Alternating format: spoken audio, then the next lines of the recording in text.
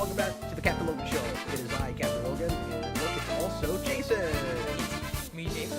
Tonight, Jason, as always, is going to chat moderate, and he's going to co-host, and he's got his own segment, and he's just juggling. You know, he's got all these balls in the air, and he's juggling. Like those ones.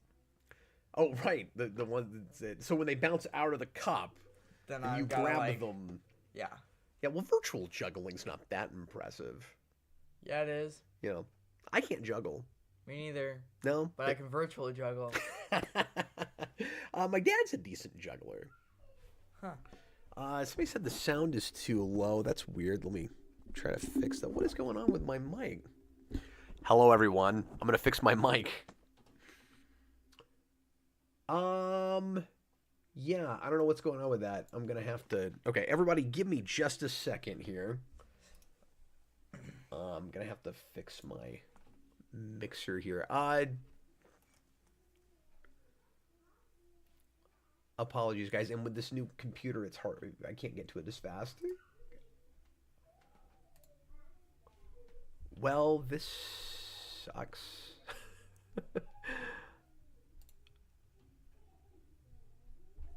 Yeah. It sounds fine. The input... Yeah, it doesn't look right here. No, I'm going to turn this up a little bit. Give me a second. I'm going to unplug this mic and put it back in. Hold on, everybody.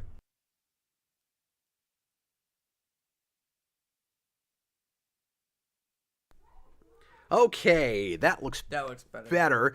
Apologies, everybody. Anyway, let's get the show started, shall we? I hope everybody's having a great week. Quite a few little news articles to cover tonight. It's not like a gigantic news week or anything, but a lot of kind of little things have happened.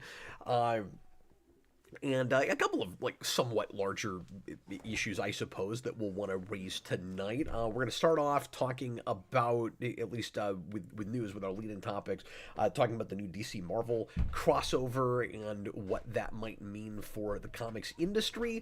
A couple of celebrity deaths we're going to have to talk about, including, tragically, sadly, Michelle Trachtenberg died just today, who was... Buffy's sister Dawn in Buffy the Vampire Slayer. She was only 39. She was a year younger than me, and it's really sad and depressing and shocked everybody. Nobody, of course, would have seen that coming. So got a couple of celebrity deaths this week. And we've got some kind of depressing stuff and some kind of head-scratching things. Yeah, just there's some cancellations and a lot of different things to talk about this week. I don't even know anything.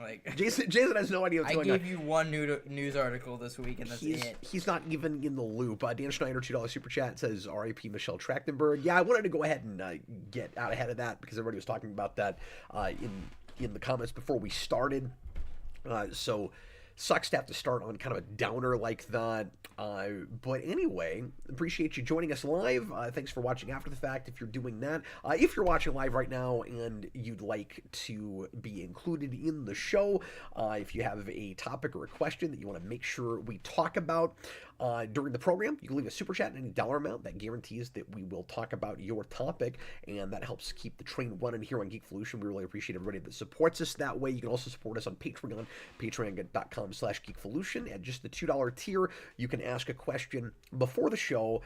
Every month you can get a question in, and that will guarantee that you get your voice heard, even if you don't make it to the program live. But we also appreciate everybody just for being here and hanging out with us. You can send Jason a regular topic or question, or rather a topic or question with a regular chat, with a regular comment. Make sure to tag at Jason, at Video Game Secrets, or at Fancy Hair. You did that. You said that last time. Did I? Did I say something about your hair last time? Yep. Oh, okay. Faded Geekvolution. Yeah. I should probably get a new Geekvolution hoodie. It sucks. Yeah. I guess we washed it wrong. You can just imagine I'm not sure. G. You'll just have to imagine the G.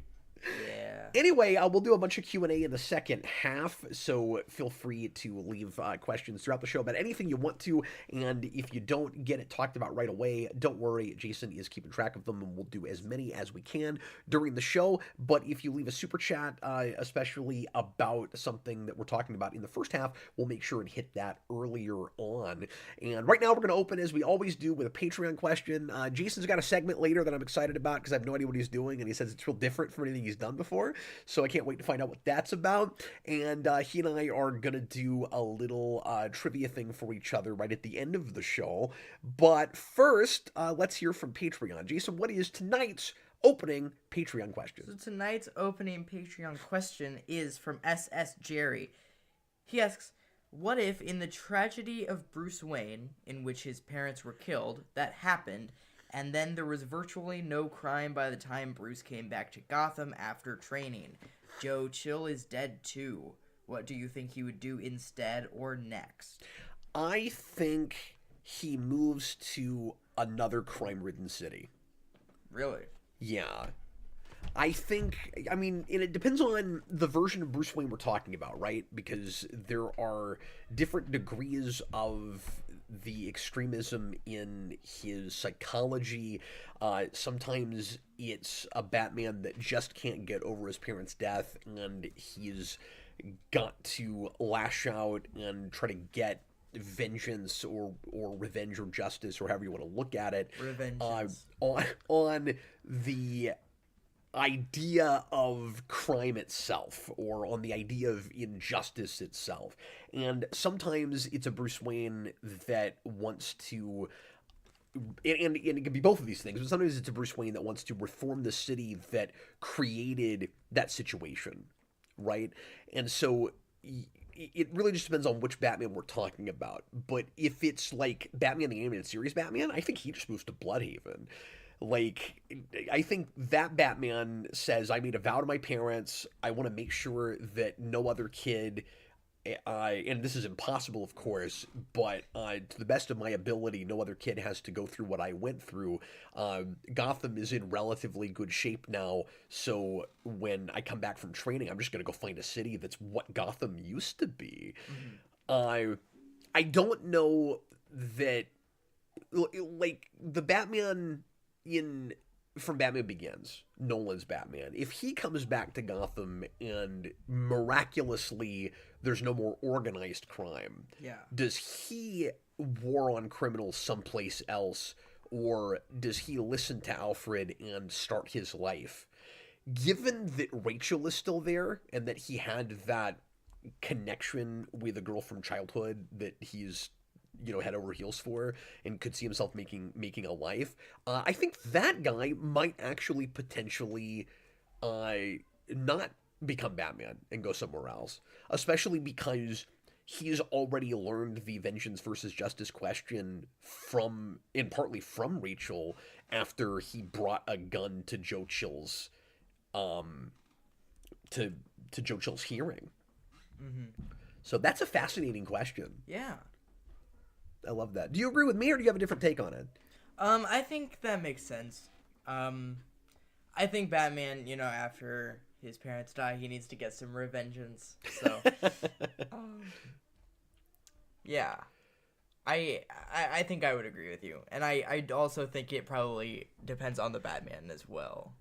I mean, obviously there have been so many different takes of Batman, so one of the Batmans might just be Bruce Wayne. Or, like slight variations on this also, idea. If Batman goes to Bloodhaven, is Bruce Wayne still the billionaire that he is when he's in Gotham?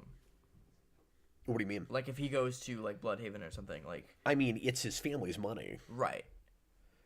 But, like, would he be able to, like, get a business like that? I mean, he could just start another branch wherever he goes, or I mean, the Waynes were independently wealthy, and so his business is not necessarily where the bulk of his income is coming all the time. Again, it kind of depends on the version, but he's a billionaire, Jason, so he can just keep investing his money.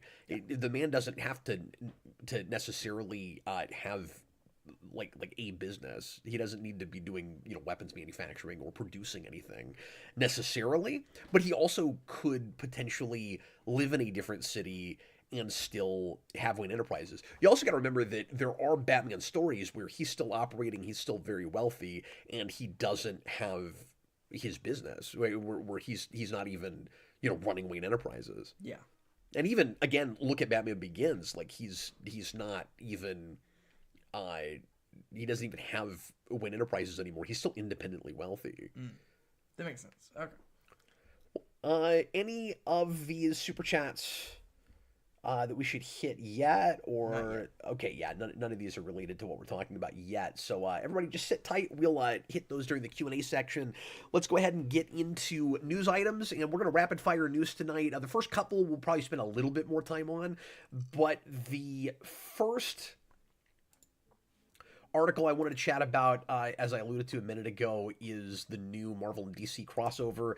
This is not going to be on the level of Amalgam, as far as I understand it, where you have a big miniseries and then a bunch of tie-ins and spin-offs. This is going to be just 2 one-shots. One that's done on the Marvel side, one that's on the DC side. It's very traditional. This is how we did a lot of these back in the 90s, where you had, like, for instance, the Batman Spawn crossovers, where DC did one of them, Image did the other one. So the Image one would have Spawn's name first, the DC one would have Batman's name first, and that's precisely how this is working. Screen Rant did an article about this called Marvel's new DC crossover will be epic, but it doesn't bode very well for comics, which I really agree with. I'm not going to read this entire article, but I'll kind of hit the highlights here, and then we're going to have a little discussion. This says, while Marvel and DC is, and this is by Sean Corley at Screen Rant, while Marvel and DC's forthcoming crossover will be epic, it does not necessarily bode well for the comics industry. The news that the two publishers would collide later this year was the highlight of last weekend's Comics Pro Retail Summit. The news was greeted, and this happened just after last week's Captain Logan show, so we haven't been able to weigh in on it until right now. The news was greeted with surprise and enthusiasm for the comics community, because nothing else is happening for the big two that anybody really cares about that much, especially on the Marvel side, with the exception, and I should say this real quick, because we haven't really talked about this yet, but Matt Fraction is coming to Batman, and the new Batsuit, I did not bring that up, maybe we'll look at it a little later, is brings back the old traditional gray and blue, but it's got a blue insignia, and it's super cool looking. I love the cape. This is the most excited I've been for monthly Batman in eons, and I might actually buy it in singles. I haven't bought anything in singles in a long time, and I've not cared about it. Something about, and I'm not even the biggest Matt Fraction guy, but everything I've read from him I've liked. Like, Matt Fraction had a kind of the definitive modern Iron Man run with Extremis, and that stuff was and Invincible Iron Man. Matt Fraction wasn't Extremis. It was Invincible Iron Man, which was, I think that was happening like while DC was doing New 52, maybe, or it was just before that. I think it was just before that. But anyway, that stuff's really good, what I've read of it. I never finished that whole run. But anyway, he's a powerhouse comics writer. He's kind of a legend. And it's really interesting seeing some of these Marvel guys go over to DC, because sometimes it's been decent and sometimes it's been awful, like with Bendis. But something about seeing that new Batsuit, I don't know, I got kind of excited about that. So anyway, I just sidestepped myself. But so it's not surprising that people were excited about this, especially because this is a thing that nobody, for the longest time, thought could happen again. And for years, I keep jumping back and forth with this article, for years I said it would take something really extreme, and maybe we'll never see it, to see DC and Marvel work together again, where both of those companies would do crossovers with IDW, with Boom, with Dynamite, with different companies. You had, like, Dynamite did the Batman Shadow crossover, and it did that traditional thing where there's a DC one and a Dynamite one. And I didn't really expect this. For a long time, I didn't think this was possible. It doesn't really shock me now, because this is how desperate the industry is. Mm-hmm. You look at how in shambles comics are in right now, and how we keep hearing reports about how poorly comics creators are being paid now, and how the parent companies don't care about the industry, and there's been a lot of speculation that they're not going to survive very much longer, and it's all looking really bleak. And this article is really smart in bringing up that this is kind of the same precipice we were looking over back when Amalgam happened. This says the crossover, like its predecessor, comes at a dark time for the industry. So this is kind of going through the history of Marvel and DC crossing over. Marvel vs. DC rejuvenated comics in America. Unfortunately, changes in editorial put future crossovers on ice. And this is... Again, I don't want to read all of this, but this is bringing up the fact that we had a giant crash right after this happened. 30 years ago, comic books were facing a do-or-die moment. A lot is riding on Marvel and DC's new crossover. Now, I think this article might be overstating things a little bit in suggesting that 2 one-shots could really change, like move the tides that much. If it was... And I haven't looked real deep into this. I don't think they're doing anything more than just a couple of one-shots. But let me know in the comments if there's been more news about this since it was originally brought up last week, because I haven't looked back into this. I just read the Screen Rant article. But I think it might be, again, overstating things to expect that that would make too much of a difference. But I do think it's definitely got to be the reason it's happening. Yeah. Right? Well, I mean, it's the same thing as what we were just talking about last week. Yeah. I mean... Is it possible we could get a bunch more of this stuff if this does well? Yeah, possibly. But also, is it even going to be good? I mean, like, Amalgam wasn't very good, and people ate it up with a spoon.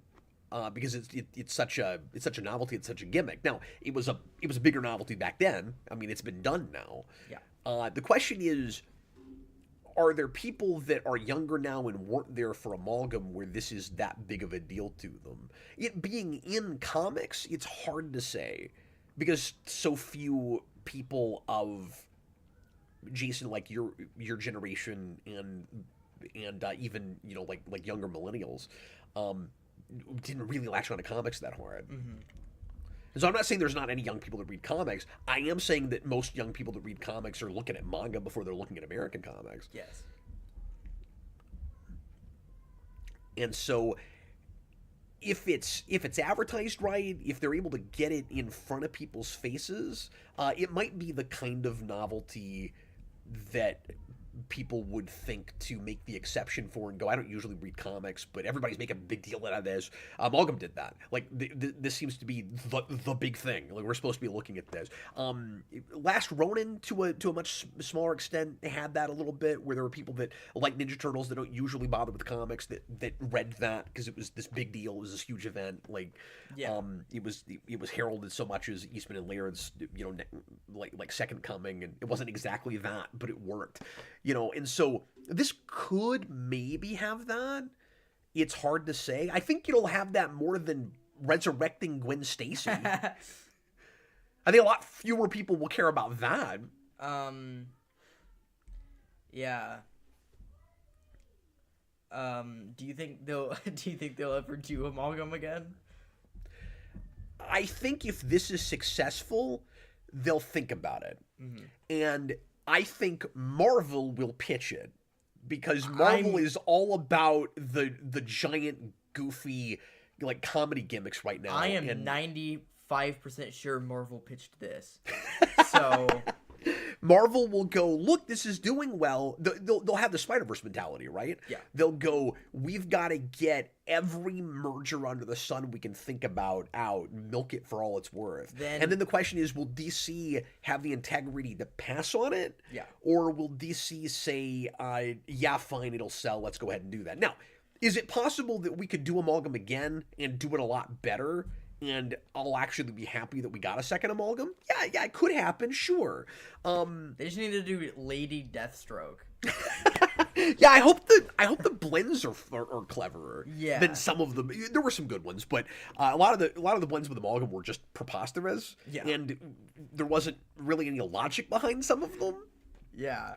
And so I hope they're a little bit smarter about it. And then also, I'm less excited about current Marvel mixing with current DC, because a lot of the characters that Marvel has been pushing on us, I just don't care about.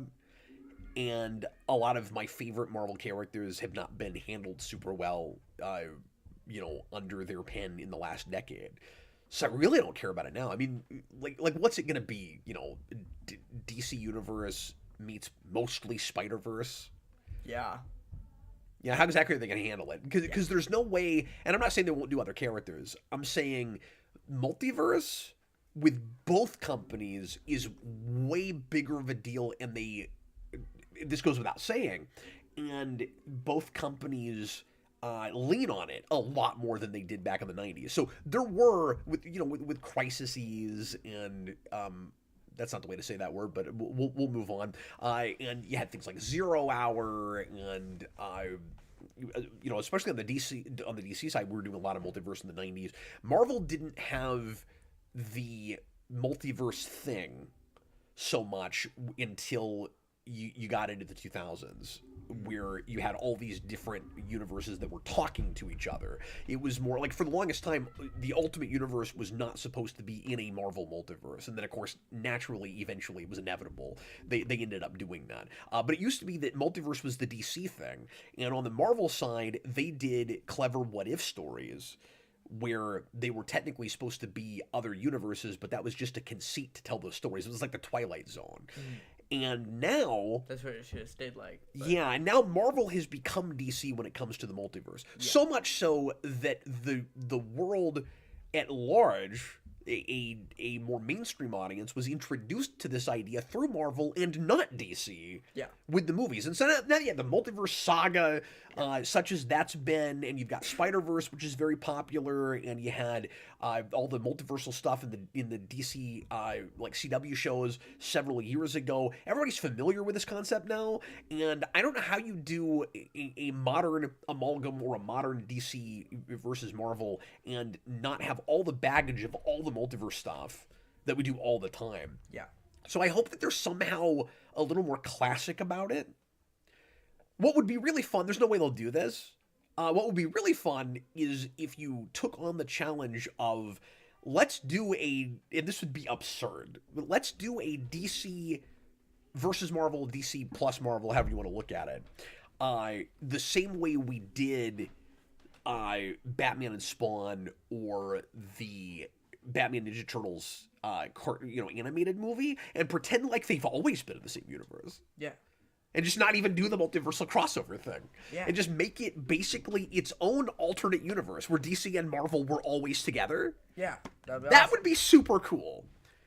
Bob the Hun put in $2. Hey, thanks, man. Desperate, that's what this is. We all know it. Yeah. I mean, there's no other way to look at it. Now, is the fact that it's desperate, and the fact that I have not cared about new comics for a long time, particularly with the big two, is that going to be enough to curb my curiosity to not look at this? No. Like, this will be one of those things where I'll make the exception and I'll be part of the problem and I'll buy it because, or I was going to say, or I'll at least wait until you can read it in digital on one of the digital platforms. I will probably buy it when it comes out, just because I know there will be interest from our audience and our talking about it. Mm-hmm. I don't know if I would if I wasn't on the channel. Mm-hmm. This is one of those things where just my situation is unique, but we've done amalgam content for so long. Yeah. It will be kind of weird if I don't look at this, so I probably will. Yeah. And Chewbacca's Lover put in a $5 super chat. Who wants to see modern Marvel cross with DC? If it was the 2000s, maybe. Yeah.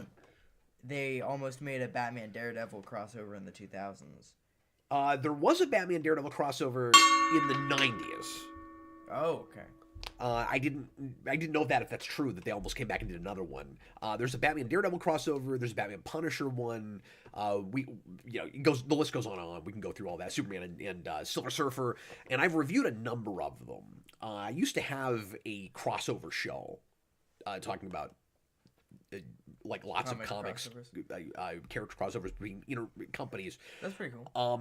And I like to bring that back because there's a lot of stuff I've never done, and a lot more of those things that have happened since then, not with DC and Marvel, of course, but with each of those companies and other companies. Yeah. And also, of course, like IDW Boom stuff. I've never talked about the Transformers Star Trek crossover or the Back to the Future Transformers crossover. There's a lot of Transformers crossovers. Yeah. I don't Some pretty crazy know stuff. Star Trek Planet of the Apes. well enough to... Did you know about that one? Yes, I have not read it, but that Star Trek was Green one. Lantern is my favorite. And there's a bunch of stuff I've missed. But anyway, so I can't say I'm like over the moon excited that this is happening. And yes, it does reek of desperation. What I am hoping against hope happens with this is they play it real classic.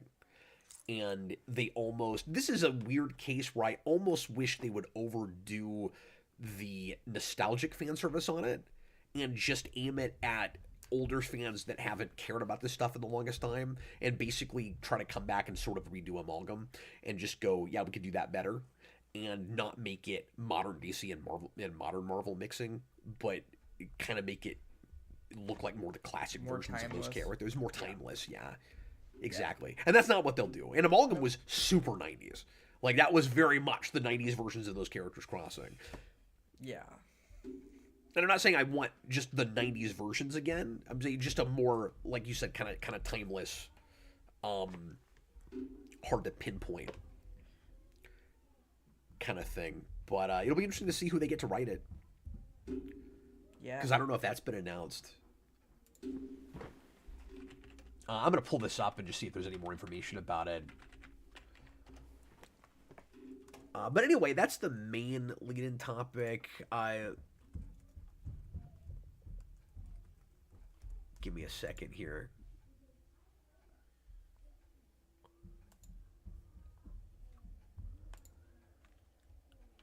Just trying to see if we have... I'll keep looking at this because I'm not immediately finding any more information besides it's happening. Yeah. Anyway, so Jason, you see any other comments about this before we move on?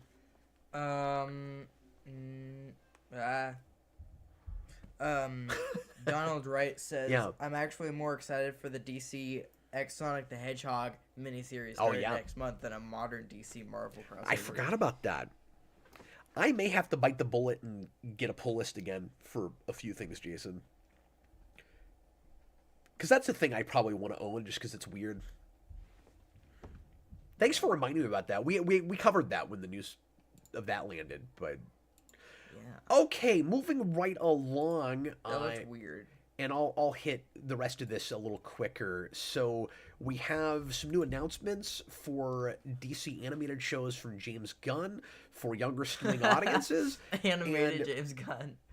Well, that's from the intro for Creature Commandos. Is it really? Yeah, that's hilarious. it's weird, but in that intro, you see him writing on his laptop. What?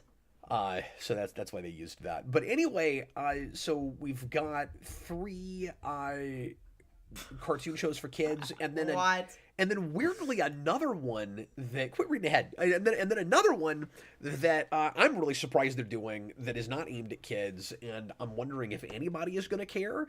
But first of all, I'll just say I'm glad that they're doing some kid shows, and I hope they're really quality kid shows. And some of these are kind of odd choices. But the first thing is My Adventures with Green Lantern. That's awesome. Which I immediately got excited about until I found out that it's centering on Jessica Cruz. Oh. Who is not a character that I have liked so far. Yeah. But maybe that show will make her cooler, and we'll do her justice, and maybe we'll get lots of different cool Green Lanterns in that show. I don't know. Oh, but but if it's probably gonna be an Earth-based one too. well, yeah. I mean, being if My Adventures is now a line, that suggests that it'll be a romance. Yeah, which is not, or it could just be like a best friend thing. Who knows? yeah, but... which is not really what I like from Green Lantern, but I guess. Me neither, but I also wasn't super excited about the initial premise of My Adventures with Superman, and it's one of the best animated superhero shows of all time now. I love that show. It's fantastic. And it's the best Superman romance I think we've ever had. So I'm definitely going to give that a shot, especially if any of the talent working on Superman ends up working on that show. I can't immediately get excited about it because it's Jessica Cruz, but I am wondering who the My in My Adventures is going to be. Like, what is their Lois Lane? So yeah, curious to see what that ends up looking like. And then there's going to be a DC Superpower show, which is a great title. It's exciting that they're finally using that for a cartoon show, like the old Superpowers comics and the action figure line. I was hoping that it would be sort of like a modern Super Friends, and it would just be basically Justice League without the Justice League title, but it isn't. It's basically the same premise as the DC Superhero Girls show, but not just focused on girls. It's following the Alliance School for Heroes. It's almost the exact same thing. So you've got, it says Flash, Plastic Man, Aqua Girl, Green Lantern, and Terra, and Lightning. So they've changed Black Lightning to Lightning now. Is that... I guess it's more PC that he's not Black Lightning, so it's odd, but he's just Lightning now, I guess. Training under Principal Martian Manhunter. Wait, is that actually Black Lightning, or is that just Lightning? Like, is it a character... Lightning. I mean, I'm gonna assume it's Black Lightning. Yeah. There's not another character in DC called Lightning that I know about. I'm gonna assume that's just Black Lightning, but. And then it says Matt Beans will executive produce with Michael Chang alongside him as supervising Martian producer. Manhunter. Yeah, and that's the part of it that I'm kind of excited about. That's hilarious. DC Supergirls had some really funny teachers, and their principal I think was Deathstroke. Yes. Which is pretty funny. Which is and they from Tiny Titans. Yeah, well, because Trigon was, I think, used like he was in Tiny Titans in that show too, wasn't he? Yeah. I'm pretty sure. I've never sat through a whole episode of that, but just walking in and out when you were watching it when you were little, and some of your siblings. We should actually show some of that to the girls, because you actually have sisters now. You're watching that stuff when you didn't have sisters, but yeah. And then the other show is Starfire. So of all the Teen Titans characters, they decided to do a Starfire show for children. That was the one piece of news that I saw besides the thing that I sent you. Isn't that odd? Yeah. And then it says a slew of newly confirmed projects are on the horizon, but shows like Waller and The Authority have been indefinitely delayed. I didn't know that. Now, I thought The Authority was supposed to be a movie. I didn't realize that was ever in the cards as a TV show.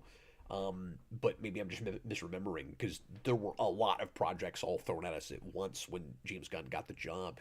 And I had not heard that Waller was delayed, which means that could get shelved now. Mm-hmm. Because that sounded like the kind of thing you'd want to get out real early to kind of put a to kind of put a bow on the DCEU and all the Suicide Squad stuff and all of that. Yeah. But we're also getting a second season of Peacemaker, which is still sort of wrapped up and all that. Although I guess Peacemaker is supposed to retroactively be part of DCU now, and you're supposed to just ignore the fact that it had a cameo with some Justice League characters, which is easy to do because I haven't watched that, but that was like, a few seconds. So, Lightning is the daughter of Black Lightning. Oh, okay. I mean, if that's already a character that exists, already a character, yeah.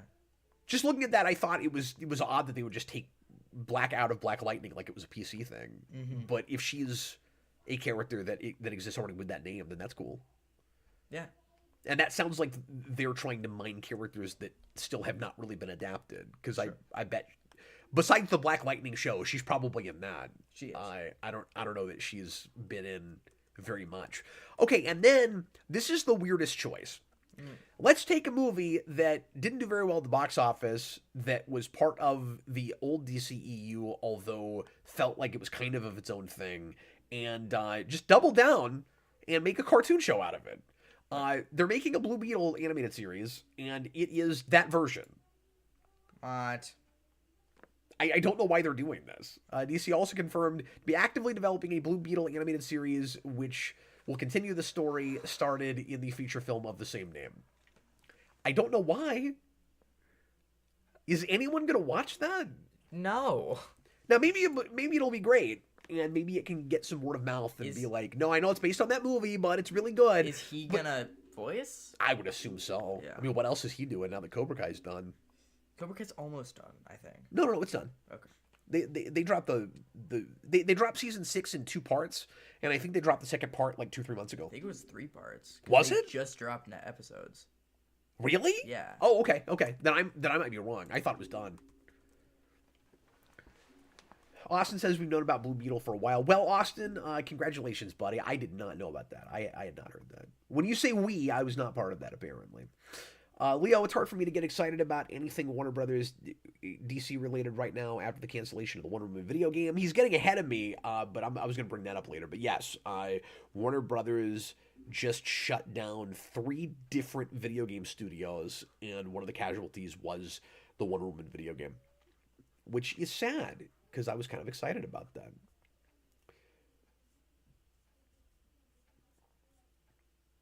Yeah, Austin, I still don't know why you liked that movie as well as you did, but he's like, I'll definitely watch Blue Beetle. I don't care. I didn't even watch that because I love Blue Beetle. I love that actor, but like, just no. Here's the next piece of news. James Gunn shares update on next DCU project after Superman. He says that he is working on some other movie already. He says he's pre-writing, which kind of suggests that he's just developing the story for something. He says the bulk of my time is dealing with post-production on Superman and Peacemaker, but I'm also spending a fair amount of time pre-writing my next DC Studios project. So this has got everybody speculating as to what exactly that's going to be. Jason, do you have any guesses? Because I'm going to assume it's not something that's been announced yet. Yeah. Unless he took over a project that they announced and then have already lost a writer and or director on, and so now he's just saying, being Thanos, I'll do it myself. Right. Yeah. And he also recently said that he's excited about some project that they've not announced yet. Okay. Mixoplex. Just a standalone Mixoplex movie. These days it can be anything, right? Yeah, I mean they're we'll doing Clayface. They're doing Clayface. I mean, it could just be anything. Austin said the and I don't know if the project he says that they haven't announced yet that he's excited about is the same one he's working on. But Austin suggested it could be Green Arrow. Yeah. And I think that's real plausible. Yeah. I want a Huntress or a Black Canary movie, and there's been a lot of talk about something for Black Canary. Yeah. Or just like an honest to God actual Birds of Prey thing. Yeah. Like an actual. Well, of course I want that. Or just an Oracle movie would be super cool. Some kind of like Batgirl Oracle thing. I think it's interesting just trying to imagine what his job is like right now, because he says in that tweet, like, his life is a lot less demanding and overwhelming now than it was when he was making Superman. And of course, all things are relative. It's like, well, yes, of course you were making this like ridiculous giant movie, and you look at his job description right now, and that sounds like way too much for one person to do, but like compared to directing a huge franchise movie, yes, that probably is relatively less demanding. Yeah. And I'm still exhausted just reading about them. But anyway, look at comments and toss out anything that people are saying before we move on. Yeah. Plus DX said Gunn had to make sure at least one thing came not from Gunn carried over to the DCU. Yeah, sure. I guess so. I wasn't really expecting that, but I don't know how long we've apparently known about that, but Yeah. okay, moving along. Let's look at another Screen Rant article. I'm not like shipping for uh, Screen Rant right now.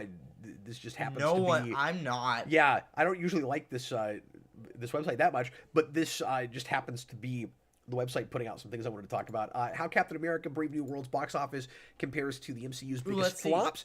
Jason, it had a I believe 68% drop off between first and second week, which was a little less than I thought it might have had, but it was still a pretty big drop, especially considering the second weekend hardly anything opened, like nothing major opened. So this says, while Captain America, and this is an article by Kevin Erdman, while Captain America Brave New World has been pretty divisive in terms of reviews, it's interesting to look at its overall box office performance to gauge its current financial success. After 2 weeks, Captain America Brave New World is not the MCU's biggest bomb. It's already passed the Marvel's entire worldwide gross. The budget was ostensibly, we'll talk about this in a minute, 180 million, domestic box office 141, worldwide 289. Although it's still early, it can be confirmed that Brave New World is not the MCU's biggest bomb. That's still the Marvels. It's still below other MCU movies that were largely seen as commercial flops. This includes first Avenger with a worldwide gross of 370 million, Black Widow at 379, and Eternals at 402. Where you've really got to speculate, though, and Austin and I have talked about this some, I agree with him when he says, should we trust that $180 million number, considering... Yes, they spent $100 million on reshoots and, like, $1 million on the CG. Yeah, I think those numbers could be fudged a little bit. Considering that it was pushed back an entire year and that so much of it was reshot. Austin was like, I could buy that the second attempt at it was $180 million. But do we buy that they didn't spend a penny more than that? With all of the turmoil behind the scenes? Yeah, I don't know if I believe that. But this says, will Captain America Brave New World be a box office success? And it says it's on its way. Like, technically, if you can believe that $180 million, it says, let's see, it did put in the numbers here. He says, I think it's pretty safe to say that Brave New World will likely end its run between 300 and 400 million. With that in mind, it's already proven itself to be not the worst performing MCU movie of all time, but it certainly won't be the best. Well, yes, of course. A little bit of stating the obvious here, but it's Screen Rant. What can you do? I don't think that means it's on its way to be a success. I think that means it's on its way to barely breaking even. Yeah, barely. Because you have to at least, and we've talked about this a million times, you have to at least double the initial budget for advertising, and usually more than that. And they had this movie in front of everybody. Like, you couldn't, this is one of those movies that you couldn't get away from, and like, it was all over the Super Bowl. So they spent at least its budget on advertising, and merchandising and all of that. So yeah, it'll maybe break even. It's not gonna That's not a success. It's not gonna make money. Yeah. Okay. Anything people want to talk about with that? Dan Schneider, how much does MCU need a bomb for them to finally reboot? Yeah. It's more complicated than the DCU situation was, because they didn't have a built-in soft reboot like a lot of us thought they might with the Flash movie. We thought that might have been what Secret Wars is probably going to be, where they saw the writing on the wall. They could see it that their movies weren't performing well enough and that people overall were not invested in their universe, and they used this big event movie with Michael Keaton's Batman of all things being the linchpin to get us, soft rebooted into some other thing. And then that's not what happened. And so then they just had to kind of cold start in bringing Gunn in. With Marvel, to his point, to answer that question, I think what they'll have to do, it's going to be a very slow burn because they're just too proud of what they've created and the success they once had, right? So what I think is going to have to happen is a soft reboot fails, where they'll finish Secret Wars and they'll have a soft reboot, but it will still have a lot of elements probably of the original MCU, and they'll just shuffle some things around a little bit, and it'll be like a post-crisis with DC in the 80s. Yeah. And then when people are still not into that, they'll have to consider either just closing up shop completely or actually full-on rebooting and washing their hands of the MCU entirely. That's my worry, is that they'll soft reboot before they realize they need to actually reboot. Yeah, they'll do a soft reboot, and the Ten Rings will return, but not Shang-Chi. And okay, other quick articles to talk about. We had two really surprise celebrity deaths this week. The first one was Roberto Orci from the duo of Orci and Kurtzman, who wrote the Star Trek '09 movie and that whole trilogy he was involved with, the Transformers movies, a number of other things. I was, of course, not a fan of this guy's writing. I've never liked Orci and Kurtzman, but obviously it's sad to know that he's been sick for, it sounds like maybe a long time. And he hasn't worked on anything in a while, which I was wondering why he quit working with Kurtzman. And now this is just wild speculation, I don't know. But now I'm wondering if maybe he's been sick for a long time. And if he had to bow out because of his illness. But I have no idea. If that's the case. And then just today, as we talked about earlier, we lost Michelle Trachtenberg at 39 of, it sounds like probably complications from a liver transplant that she had recently. It was definitely natural causes and not any sort of foul play or anything, but that was the initial assumption, is that it had something to do with that. And so, yeah, big shockers. Rest in peace to, of course, both of them. And then moving right along, so last week we talked about John Lithgow possibly playing Dumbledore in HBO's new Harry Potter series, and he has confirmed now that he has. It sounds like maybe even maybe we didn't talk about it on the Captain Logan show, but it came up somewhere. It sounds like he might even be a little bit reluctant about it. He says it wasn't an easy decision. He'll be about 87 years old at the wrap party. But yeah, there was I can't remember if it was just a rumor or if we had it confirmed that it had been offered to him. But now it's confirmed for sure that he's agreed to play the role.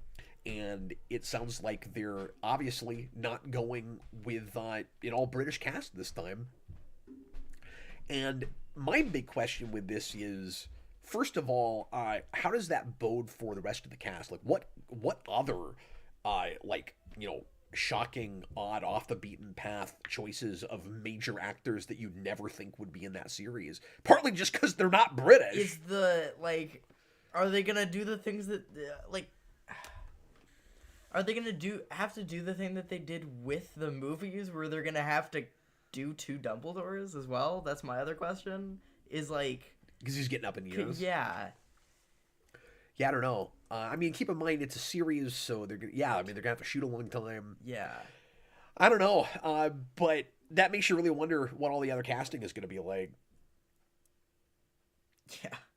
Yeah, it's such an odd choice. I'm wondering why he committed to that.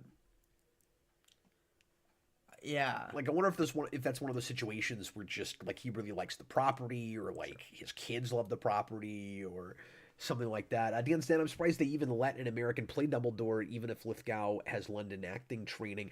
Yeah, is he gonna do an accent?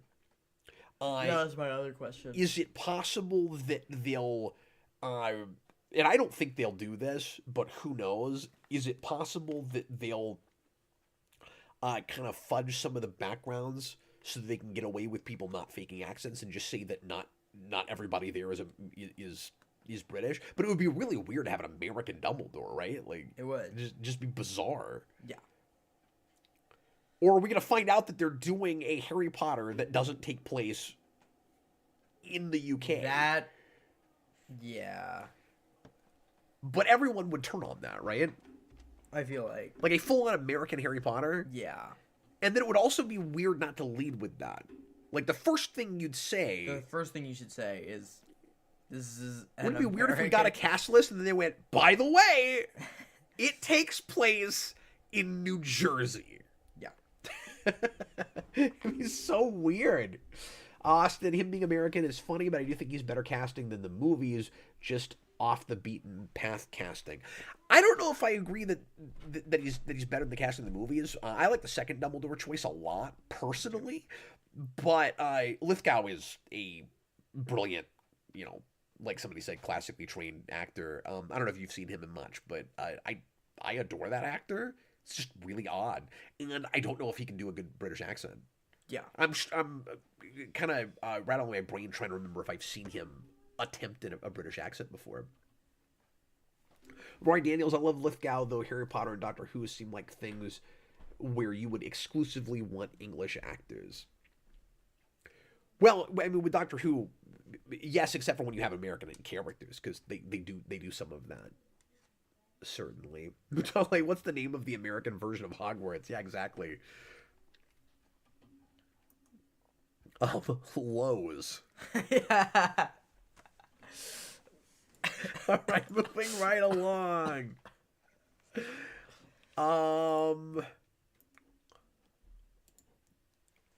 So speaking of Harry Potter, apparently this is a rumor. We'll see if there's any validity to this. Comic Book Resources has this. Harry Potter actor Daniel Radcliffe eyed to star in DC-used Clayface movie. Radcliffe is an actor with a ton of range. Yes. And he's done a lot of horror stuff, and I think that's fantastic casting potentially. I think it is, too. I like that choice a lot. Yeah. If that's what ends up happening. And I think that's supposed to be like the Matt Haken version, isn't it? I think. And I think Radcliffe can play gruff. Yeah. So, like he's not a big buff guy. Mm-hmm. But they could do kind of a spin on it where he's smaller and lankier, and then, being Clayface lets him, look the way he's always wanted to and get big and bulky and crazy and all that. So yeah, no complaints there. I hope that's what ends up happening. So yeah, I'm not sure how I feel about John Lithgow as Dumbledore, but I'm very happy with Harry Potter as Clayface. Yeah, I mean Daniel Radcliffe's just great too. So. And then, like I said, Warner Brothers is shutting down some game studios, Monolith Productions, Player First Games, and Warner Brothers San Diego. And they're shutting down the Wonder Woman game, much to everybody's chagrin. Schreier, who is... This is from IGN again. Jason Schreier is a Bloomberg reporter...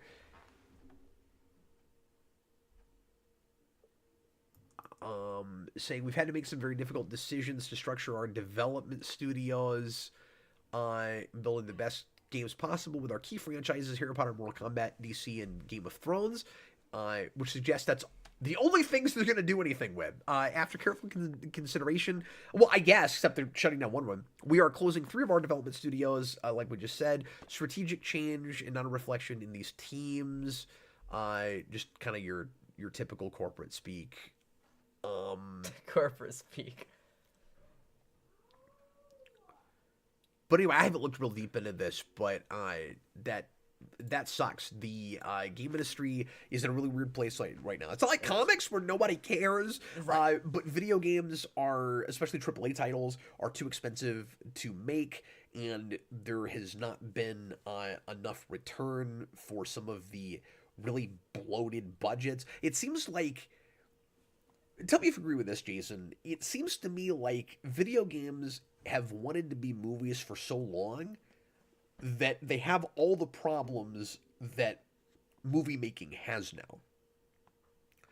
You know, Yeah. so you've got these giant bloated budgets. You got the franchises that take over where we're not taking chances on enough new IP. Yeah. And obviously it has its own unique problems and challenges, like the obsession that a lot of studios have gotten into with like DLC and pay to play games Yeah. and stuff like that. So different challenges than movies. Yeah.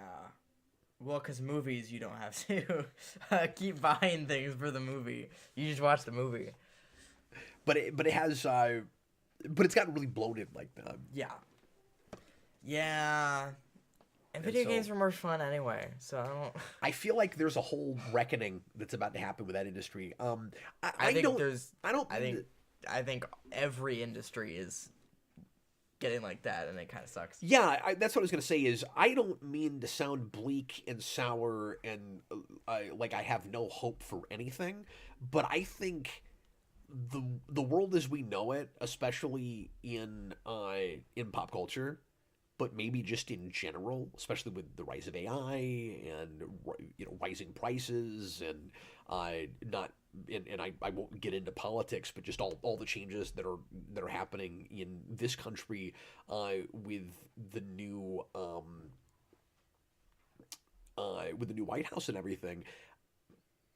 The world's going to be unrecognizable in like 10 years, maybe 5 years. I have no idea what all of this looks like in just a few years. Yeah. And so I'm just along for the ride, man. We'll see. We'll just see what the whole thing ends up looking like. Yeah. It's hard to be real excited about too much these days. I'm sorry to say, with again, a lot of companies not taking the right kinds of risks, and and just everything changes so hard, or at least that's how I have felt about it. I will say this is the first year where there are movies that I'm like legitimately excited about, and where I'm not. Like I think we've gotten far enough away from COVID now, and we're starting to get far enough away from the writer and actor strike and all that. That I don't know if things are just full on turning around in Hollywood, but there are some bright spots. And there are some original movies coming out this year that all of a sudden look kind of cool and that I actually want to go see. So there are some positive changes happening. But when it comes to comics with the big two, I'm like, I just don't care anymore. Video games, it's all about retro stuff for me and retro throwback stuff. Mm-hmm. And like the only thing I typically care about these days is Nintendo, and I don't like how they're doing business right now. Yep. I like some of the stuff they're putting out, but I don't like what they're charging for it, and I don't like the way they handle physical now and all of that. So, all I can say is stuff is changing, and I want to be hopeful and positive, but I can't call any of it. I have no idea where it's all going. Yeah. Anyway, that was a little rambly. Do you see any comments about anything we just talked about that we should bring up real quick before we go to our break? Bob the Hun, it used to be if a game didn't sell as well as you wanted, it wasn't always a big deal, but now anytime it happens, everyone is fired or a company goes under. And it's not even just about sales, it's like if you're under a certain average game score, like average review score, you get fired. You're done. I mean, it's ridiculous. And that suggests that there's no room for different opinions anymore. Yeah. You know, this is a different topic, but you know me, Jason. I don't like that we especially in video games, even more than movies. I don't like that we talk about review scores as fact, like it's Bible. Like, oh, that was just an 8.4 game, or that was like a 7. That game was just like a 7.5. You'd rather you should only play things that are like 9 and 10. And I'm like, well, if I loved it, it was a 9 for me. Yeah. You know? Yeah. Leo, I'm still frustrated by the fact that Marvel won't take a risk on making a Daredevil video game. I'm with you. I don't know why. Guardians didn't help, unfortunately. I mean, Avengers first, because that was just bad, and that game cost a fortune, and then didn't go well. Especially because that was another game that had was that a service game that it had, like, I think it was. But then the Guardians game was actually really good, and was just a traditional campaign game and didn't sell well. Yeah. And so yeah, they're not gonna make something like a Daredevil or Moon Knight or anything cool like that. Well, guys, let's go ahead and go to a break, and then when we come back, Jason's going to do a cool segment for us. I have zero idea what he's doing tonight, and then we're going to do Q&A for most of the second hour. So get your questions in. We already have a few super chats. We'll make sure to hit those then, and I hope you'll stick around with us. You'll have just enough time to grab a drink or make a very simple sandwich. We'll see you in just a few minutes.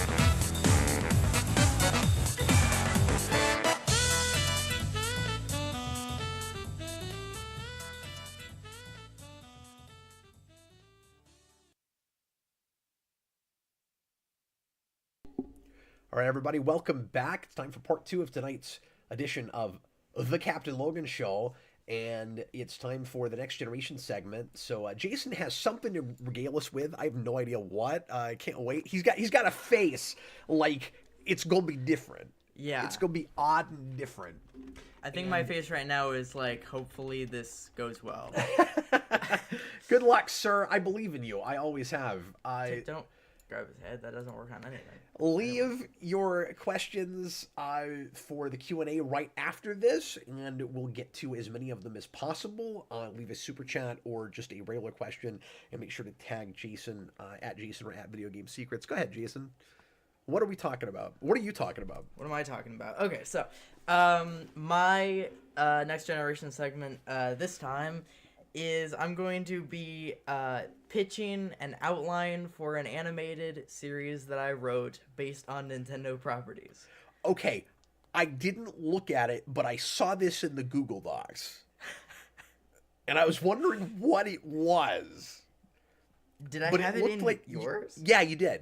It was I was looking at something to Google Docs and it popped up, but it looked like you had like different episodes about different like Nintendo properties. Yeah, well, we'll see. Okay, all right, cool. Let's see what That's this not is. really, but Is that what it is? yeah. Okay. So basically, it's a shared universe where basically all of the Nintendo properties that I adapt are all in the same world. So it's like Smash? Yes. Well, Smash is they're from different universes or they're That's supposed to be sort of like figures that come to life. that's supposed to be kids' point of action figures, Yeah. right? That's supposed to be more like the Lego movie or something? Yeah. Okay. But way before the Lego movie. Right. With stuffed animals. Right. Right. But anyway, it is only it is set in the future, which means it's basically only Nintendo properties that are like science fiction. Oh, interesting. So it's an 8-episode outline, and it's about it takes place after the events of Super Metroid and after the events of Star Fox 64. Are you imagining this as like a 3D rendered show? Yeah, So it would look probably. like cutscenes in a 3D game? Yeah, basically. So Be on like a Netflix or something? yeah. So basically, the space pirates have just lost their leader, Mother Brain, in at the end of Super Metroid, and Andross has just self-destructed his base at the end of Star Fox 64.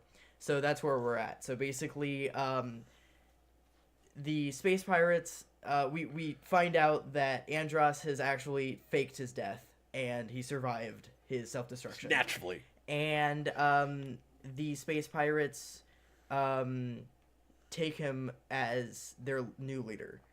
So it's Andross is leading the space pirates. And That's a good idea. so the Galactic Federation enlists Samus on a mission to work with the Star Fox team. And she reluctantly agrees because she doesn't like being on a team. But she does it anyway. So that Because she doesn't get fired. she has reservations about anthropomorphized animals. Yes, exactly. Personified animals. So basically, Samus and the Star Fox team, they work together, and the Federation equips the Star Fox team with power armor like Samus, and so they can like shape into morph balls like Samus. Oh, that's awesome. So they infiltrate Andross's new ship, and they are trying to figure out what his new master plan is. You know what I'm immediately imagining? They get the balls, he's like, do a barrel roll! Yeah, exactly. So they infiltrate his base and like secretly roll around in their morph ball for him. And they find out that his plan is to find the key to the universe, which they don't know what that is. Oh, we got a yeah. MacGuffin plot, folks. Yeah.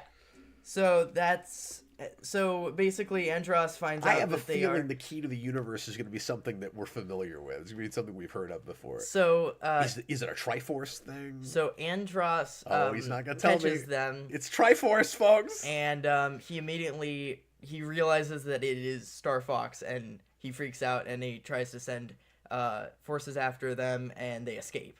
And that's episode 1. Episode 2, they the Federation tells them that they have to try to search for the key to the universe before Andros can find it, and his space pirates can find it. So they go to the planet PNF 404, where the Pikmin live. Somebody was just asking if Pikmin was in this. And so this is the Pikmin planet. And they find out... Brayden wanted to know if... So Pikmin they're space aliens? No, but they're on a different planet. Where did you come up with that planet name? Oh, is that Pikmin? Yeah, they are space aliens. I know nothing about Pikmin. Yes, okay. They are space aliens. And so with the help of a space traveler, Olimar, they try to look for the key to the universe, but they find out that the space pirates have already gotten there, and they send a robotic version of Ridley after the team Star Fox and Metroid. By the way, people are really into this. Okay, cool. And I'm not looking at chat because I don't want to.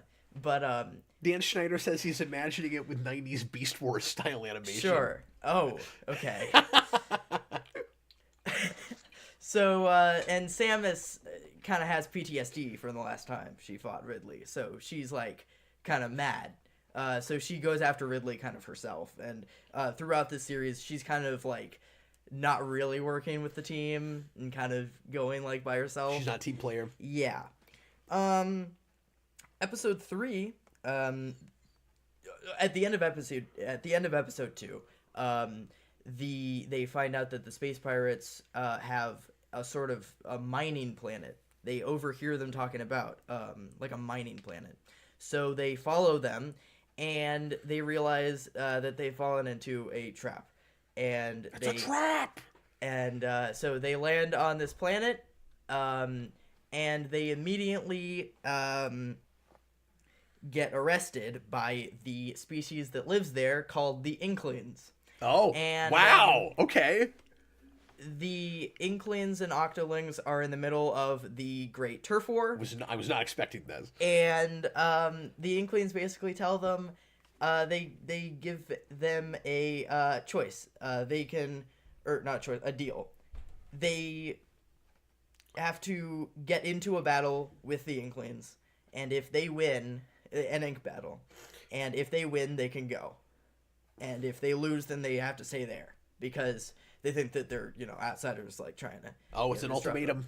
And so they fill up their like, arm gun with ink. So wait, is Samus doing this? Yeah, Samus and Star Fox. Yes! And Samus is kind of, like, going after people, like, by herself, and, like, the Star Fox team is, like... Everyone's, like, coming after the Star Fox team, and they're having a hard time, like, doing it. And so... Well, Samus would be all over this, given that she's been in, like real FPSs. battles. Well, I was gonna say, but she's had FPS games. Right. And the Metroid Prime series takes place before Super Metroid, so she's had all of those. She's had all the FPSs. But they end up winning... But the Star Fox team is fed up with her lone wolf attitude because they almost lost because she didn't help them, and she went by herself. So they John Kelling thinks the key to the universe is a power glove. They remove their power armor and they continue the mission without her. And they leave her behind. Oh. So, that's where... So, this is episode 4. She may have a character arc about teamwork, folks. So, episode 4... Or she might die. Let's find out. I can't believe I'm telling you guys all this. So, the rest of the this team... is great, dude. So, episode 4, the rest of the team finds finds out that there actually is a real mining planet.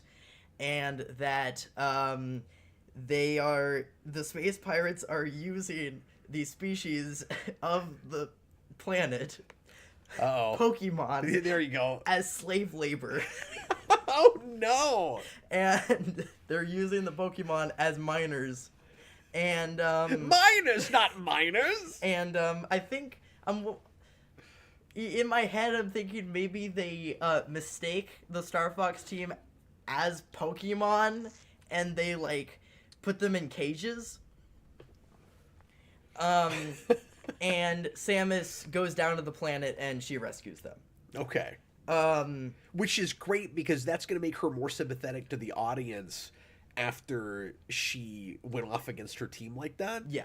That makes so much sense. The very next thing you do is you get us back on her side again because she rescues a bunch of animals. And so they find out that Andros is actually there, and then they go into a giant space battle, and that's the cliffhanger. What of a great 4. mid-season cliffhanger. Yeah. That's wonderful. John Kelling says this is legit a great plotline. Thank you. And he's aggressively eating his ruffles while listening to it. Episode 5. They are in the middle of the space battle. We're all on the edge of our seat here. Did she take any Pokemon with her? No. Okay. Samus and Fox's ships are shot down during the battle, causing them to crash land on a planet. Oh. While the rest of the Star Fox team is captured by Andros. Oh, so no. the joint leadership crumbles, and the rest of the team get taken into the enemies. So Samus is our only hope. Yeah, yeah. So this really is her show. Yeah. It sounds like. Much. So Samus and Fox... That's not surprising me because you're such a giant Metroid fan. So Samus and Fox crash land on a planet, and on the planet they meet Crystal, who is a female fox, who has a stick. And this is kind of creative, like, this is my thing. This actually isn't what she is in the games, but I decided to make her this. Okay, She's a fox who was shipwrecked years ago and has accepted the planet as her home. So you're doing a reimagining. Yeah. And this planet, there are dinosaurs that live on the planet. This is Dinosaur Planet. And, she's kind of made friends with the dinosaurs, but she, like, stays away from them. So I'm wondering, you don't have to tell me yet, I'm wondering if this is how we're going to get into, we're broaching Mario stuff, or if this is a different dinosaur thing. This is a different dinosaur. Okay, This is, we're doing a mix of a few things, in this episode. This is my favorite thing that I do. Okay. But this is Star Fox Adventures. Okay. So, while exploring, I didn't know there were Samus dinosaurs in there. Comes across something terrifying. The Phazon. Now, the Phazon is terrifying. And the Phazon is this alien, basically, like, I don't know, it's like alien jello that, like, comes together and it, like, can take the form of things. Is this a thing? Yeah. What's it in? Metroid Prime. Okay. And, she warns Fox and Crystal to run, but before they can escape, the Phazon infects her power armor, and she loses her power armor. She has to become Zero Suit Samus, and that gives birth to Dark Samus. Oh, cool. So Dark Samus is Phazon. There you go. I didn't know that. Now, without her suit, Zero Suit Samus, Fox, and Crystal are forced to fight Dark Samus, who wields Samus's abilities in an alien form. The battle ends with Dark Samus seemingly destroyed. And as they prepare to leave the planet... No, that's not... They don't prepare to leave the planet. Their ship has crashed down. And then they're still trying to figure out how to leave the planet. And Samus... I think they're gonna come back to their ship to, like, ask for, like, the Federation to come get them. Even though they're, like, all the way over here, but, like, they really need them to come get a ship to get them. But as they prepare to go do that, Samus encounters a entity she's never seen before, the X-Parasite, which basically takes over her and causes her to almost die. She's having a bad day. Yeah. So is that a Metroid thing? Yes. Okay. So this episode's a mix of Metroid Prime 2 and Metroid Fusion and Star Fox Adventures, basically. And at the end of that episode, we see that Dark Samus is still alive. And everybody, we'll get the Q&A right after this. Thanks, Super Billy, for the super chats. We get to episode 6. The Federation retrieves Samus, Fox, and Crystal and takes them to Earth. Desperate to save Samus, the scientists use a dead Metroid as a cure for the X-Parasite. So Samus, at this point, is part Metroid now, because she... So at the end of this episode, she will finally wake up, basically. But in the meanwhile, Fox and Crystal search to help to rescue their captured teammates, and when the Federation general refuses to support them, they decide to build their own team of Star Fox by going to the F-Zero racing team. I knew that was going to come in somewhere. Because they are fast, and so maybe they can dodge things well. Now, do they have their own planet? No. They're just on Earth. Okay, so Earth finally comes into this. Yes. Yeah, so they come back to Earth for the Federation to help Samus. And this would be the first time in the story we even see Earth. Yeah. Right? Because you didn't start there. Yeah. Okay. So they locate Andross's ship in space, but it appears to be like no one's there. But upon investigating, they are ambushed by a massive hologram of Andross. So this is the original Star Fox Andross. Oh, awesome! That's great. And with that sound effect, it's like yeah, and they are about to lose, but a force comes and saves them, and deflects all of his giant squares that he's throwing at them, and that is the Space Princess Rosalina. What? And at the end of that episode, I didn't see that coming. At the end of that episode is revealed. But we're in so of course Galaxy is where you got to go if you're gonna do Mario. So at the end of that episode, I love making us wait for Mario this late. Where at this point the audience is like, I don't even know if we're doing Mario. Yeah. So at the end of episode 6, it is revealed that Andross is not on that ship. He's on a different, bigger vessel, the Halberd. Speaking to the Halberd's commander, a mysterious figure who is revealed to be Meta Knight. Who apparently knows where to find the key to the universe. I can't wait to find out what this is. So, episode 7, Samus recovers, and Fox and Crystal come back, and they regroup. Fox gets a mysterious call from Andross, who gives him coordinates for a fight. That's gonna be another trap. So they... Yeah, people were waiting to see when Kirby was coming in, too. So they head to the coordinates, which is his ship, and... Brayden says Kirby is the key to the universe. So they head to his... I'm not telling you anything. So they head to his ship. Everybody's been guessing since the beginning of this. What is the key to the universe? Yeah. This is awesome. So they go to the coordinates, which is his big halberd ship, and they attempt to retrieve the rest of the Star Fox team. Meanwhile, Rosalina uses her space sense to try to find the key to the universe herself. And she knows exactly where it is. And so she goes to the planet Dreamland and discovers that Kirby is the key to the universe. Oh man, he called it! Kirby is the key to the universe. And of course your MacGuffin's gotta be a person.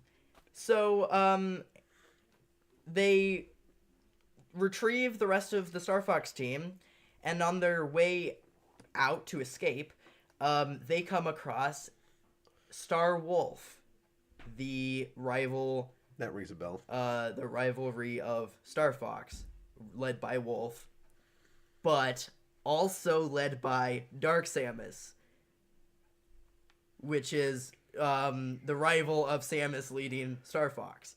So, and Star Wolf is very powerful, so they're having a big fight. And while they are battling, Rosalina and her Lumas go to fight the space pirates to protect Kirby, because the Halberd has arrived on Dreamland. And Kirby fights back, but is overwhelmed. Star Fox is defeated, stranded, and Rosalina takes them to... Actually, Rosalina takes Kirby to the Comet Observatory, and they chase her there, and then they have the big fight. Oh, that's great. And then Andross successfully captures Kirby, and then we have episode 8, the last episode. Oh, man. That's a great penultimate episode, dude. So, with Andross having the key to the universe, which is Kirby, they learn that the Halberd is heading to Earth.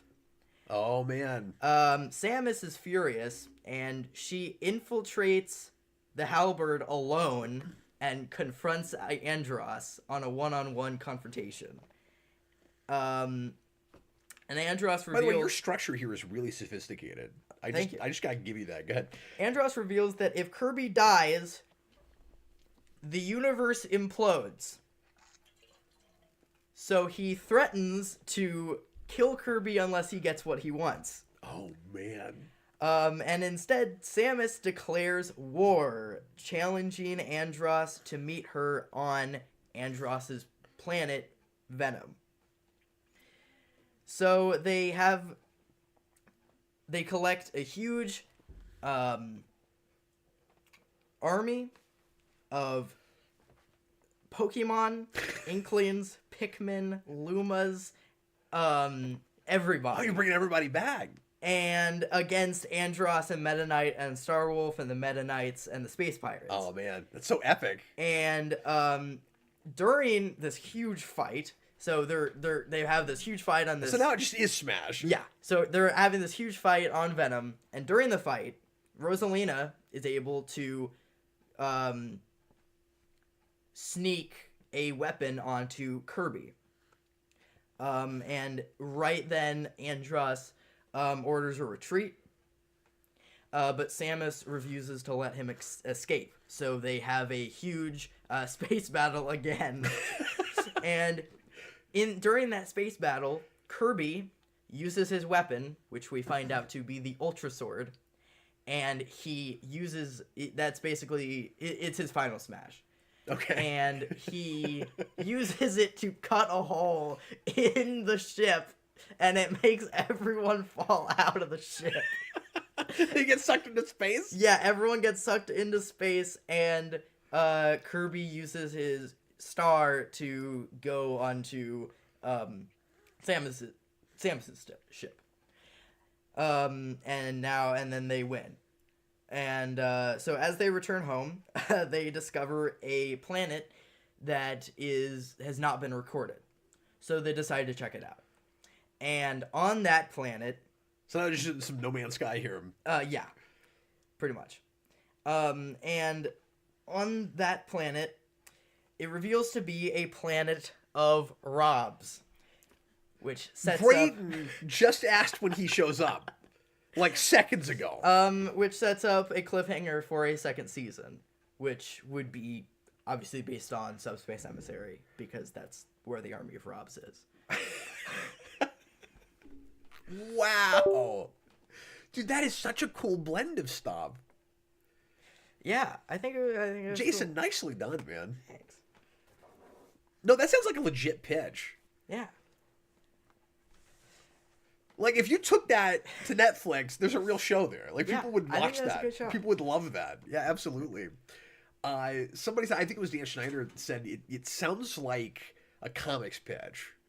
Mm-hmm. Like, it'd be like a Boom or a Dynamite series or something. Yeah. Jason, you have successfully held on to an audience of 30 all the way through that. That's awesome. Like, people stuck around. People really enjoyed that. That's awesome. Thank you. John Kelling, I can't believe we were robbed at the end with a cliffhanger. That's so funny. Well, thanks everybody for sticking around and listening to Jason's pitch. People were saying at the beginning of this they would want us to do that kind of thing for a while. Yeah. And I've been threatening to do like movie and comic pitches. So it's neat that you kind of got us started with that. Yeah. If there's interest in that, we might do more of that like on the show. This might be the place to do it. Mm-hmm. Like instead of doing a whole other stream for it. I'm thinking of some different properties. Yeah. Of stuff I'd like to do too. So there might be more of that. Braden, the way you weave references in and out of each other is masterful. I think so too. I was actually kind of proud of that when I like put it when I look back at my outline, I put it all together. I was like, oh.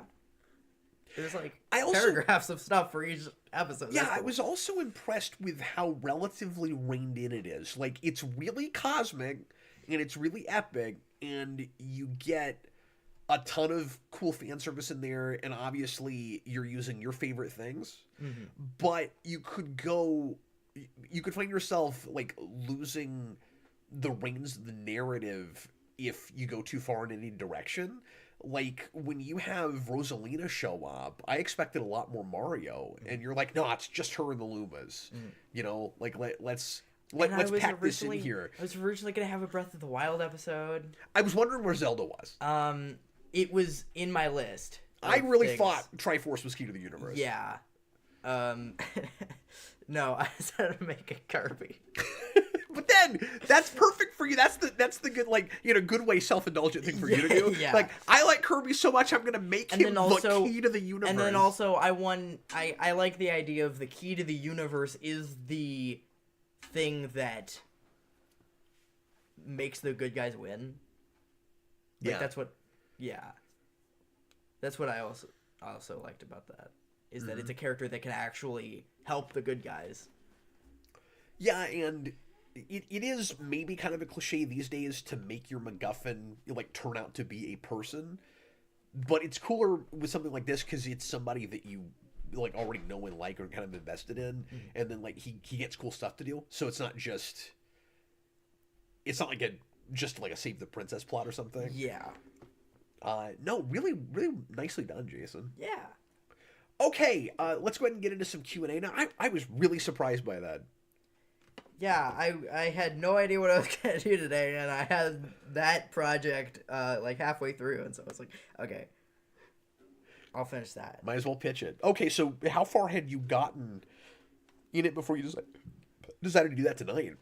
So I had the basic premise for each episode, but, like, Sam is coming to his ship and, like, telling him... So you spent a lot of time on this today. Yeah, like, wow. a lot of time.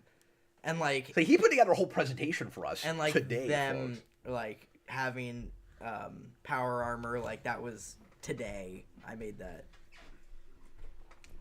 Harry Henry, yeah, for shared universes in comics that can get ahead of itself... See early G.I. Joe and Transformers comics that initially established they were set in the main shared universe. Marvel universe. Yeah. No, I see what you're saying. Okay, let's go ahead and get into Q&A. Okay. And let's hit some of the super chats from earlier. Yes. And, folks, you've got a little bit of time. Feel free to throw some more questions in. We'll do this for about 20-25 minutes, and then we'll do a real short, fun final segment. Yes. So we have a super chat from Mutale, and he asks thoughts. Sorry, I'm going to stop you again. Yeah. I might take that out and post it as its own video. Okay. I think people should see that. Yeah. That's a really good pitch.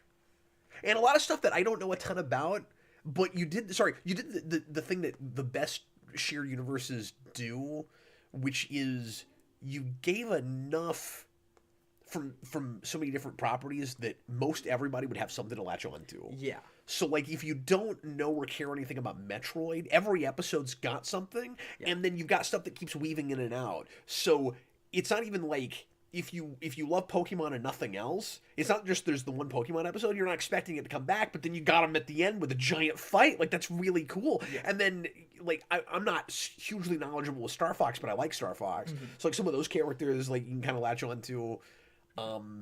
Anyway, I don't know. I'm pretty impressed. Let's get some questions. Go ahead. So, yeah, I got a Mutale super chat. Thoughts on Nolan doing a movie on the Odyssey? I guess we haven't talked too much about this. Thanks for the super chat. I'm super intrigued. I have not been Nolan's biggest fan the last few projects. I liked Oppenheimer okay, but I thought it was a little overdone, and I was especially distracted by like sound design and stuff. I still think haven't it's seen that. cool to watch him get out of his comfort zone and do an epic like that, do a fantasy thing. It's been a long time since we've had any major Greek mythology stuff. I've always wanted to see a good modern adaptation of the Odyssey. I was a big fan of epic Greek poetry when I was in high school and college, and I've been waiting to see something like this for a long time. I don't know if Nolan's the guy, and I'm hoping that he really pushes himself to like I want to say not make it too Nolan-y, if that makes any sense. Like obviously you got to play to your strengths, but I'd love to see him just like really experiment and try things that he hasn't necessarily tried before. I also don't know how I feel about the Tom Holland peg. Yeah, I don't know. That about doesn't that. seem right to me, but Yeah. we'll see what happens. So I mean, I'm intrigued. I'm certainly open to that being great. I hope it is. Yeah. And that's the first thing that we've heard of from him in a long time that I know for sure I'll go to in the theater no matter what it looks like. I can say that. Yeah. All right, go ahead. $4.99 from MP. Do you think James Gunn will end up writing and directing The Brave and the Bold himself? Oh, I'm glad you brought that up because I actually thought there was a chance that was the project that he's working on. Because that's been sitting around. I can't say development hell. It hasn't been long enough, but that's been kind of postponed, and we kind of expected that to get fast tracked. We figured that would be one of the earlier DCU movies, or at least I did, because it's Batman and because they're going to want to get that side of the universe established if they're going to do something separate from the Batman universe, and they haven't been able to get the script together right. And I think that director full on out now? I can't remember. But anyway, yeah, I actually think there is a chance that's what it is. It's but like I said earlier, I think it's more likely that it's something that they haven't even brought up yet. But I think there is a possibility that's what it is. It's a possibility. Go ahead. Another super chat from Mutale. Cap and Jason, favorite alternate history movie? I'm sorry, say that one more time. Favorite alternate history movie? Trying to think of exactly what we're talking about. The one where Dad doesn't gong. So alternate history meaning like a Watchmen or something, I guess. where it's like revisionist history. Yeah. Wow. I guess that. Yeah, well, I'm not immediately thinking of a lot of examples. Folks, throw out some examples in the comments and just help me, if you don't mind, help me get my mind rolling on this. Because I'm blanking. I'm not immediately thinking of a bunch of things. Because I know there are, like alternate World War II movies and things like that. But I guess I don't have. I guess I don't have that definitive movie that just immediately jumps out of my brain. That's a neat. That's a neat question. Let's table that for a minute and come back to it. Yeah. Yeah, Man in the High Castle is one, but that's a show. 20 Mexican pesos from Manu. Yeah, Chewbacca's lover. Like, what if Hitler won World War II or one where Abraham Lincoln lived? Yeah, I'm not thinking of immediately because he's saying specific projects, right? Yeah. Not just like a premise. Like I'm not thinking of actual projects that I'm a big fan of. Yeah. Abraham Lincoln Vampire Hunter, and I never saw that. I heard it was boring.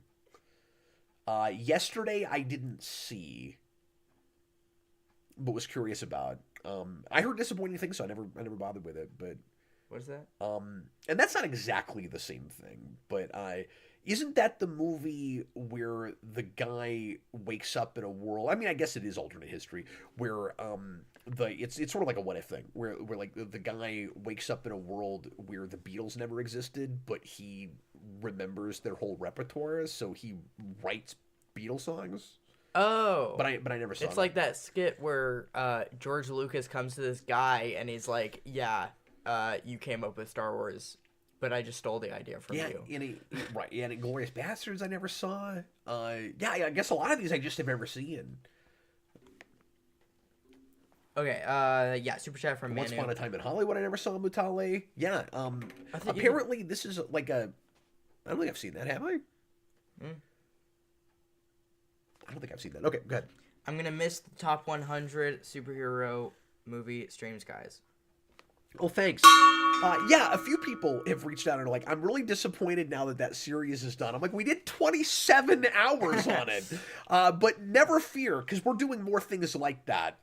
So Austin and I are gonna do our top 50 least favorite superhero movies in the not too distant future. We're gonna start getting that together. Yes!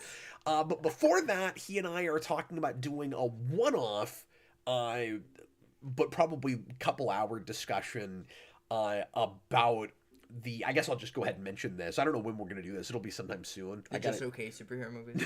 I gotta start getting my ideas together. This won't be like a top 10 list or anything, but we're gonna go back and forth, and we're gonna throw out some of the oddest, most surprising developments in the history of superhero movies. Just things that you never could have guessed at in a million years.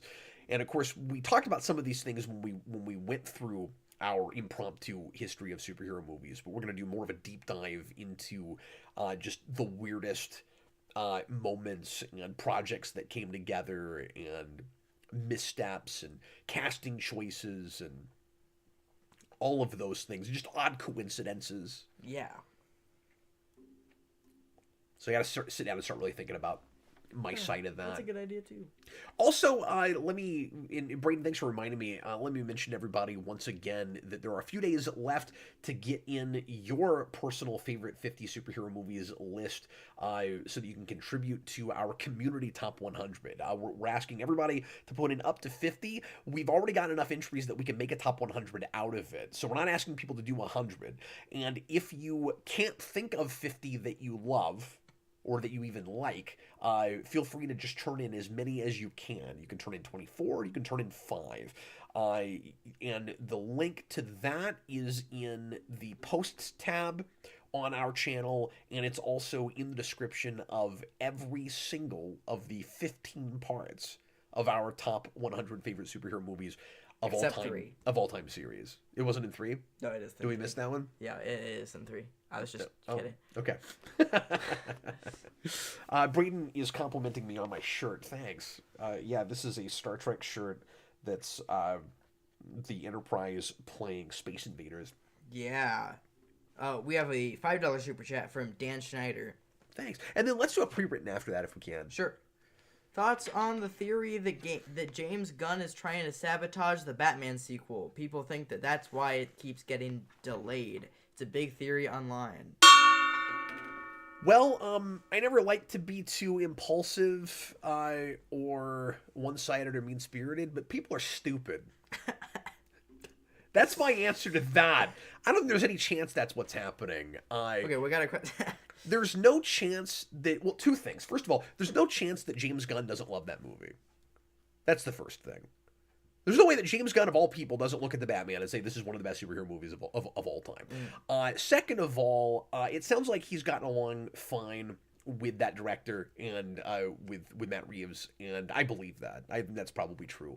There's also been a lot of discussion internally about whether or not the Batman will end up turning out to be part of that universe. It sounds like there's still a little back and forth on it. Like, if Brave and the Bold doesn't pan out, is it possible that they'll grandfather in the Batman universe and just say it's part of the DCU, considering that all of these directors are allowed to carve out their own tones, and that we're going to have not a house style that like you won't be able to contradict the history of any of the things that happen in that universe, but you can make any kind of movie you want. You can make it look any way you want to, a lot like the best periods, I guess I'll say, in DC Comics history, where it's all in the same universe, but one book can look wildly different from another book. I don't think there's any chance that Gunn has at least anything negative to do with why that's been put off so long. I think it's more that just Reeves is taking his time, and that I think the Penguin was probably a distraction. I mean, I love that show. He didn't direct any of those. He didn't write them, but he was certainly involved, and that might have had a small bit to do with it. But that sounds like a wacky conspiracy theory to me. Yeah. Wacky conspiracy theory, and it's probably also mostly, maybe not all, maybe some people just are legitimately worried that Gunn is holding the reins too hard. But I think that is probably mostly coming from people just looking for cannon fodder to throw at him because they don't like Snyder. Or sorry, because they like Snyder, because they don't like Gunn, and because they're just still upset that he took over. Mm-hmm. So that sounds like stupid fan politic nonsense to me.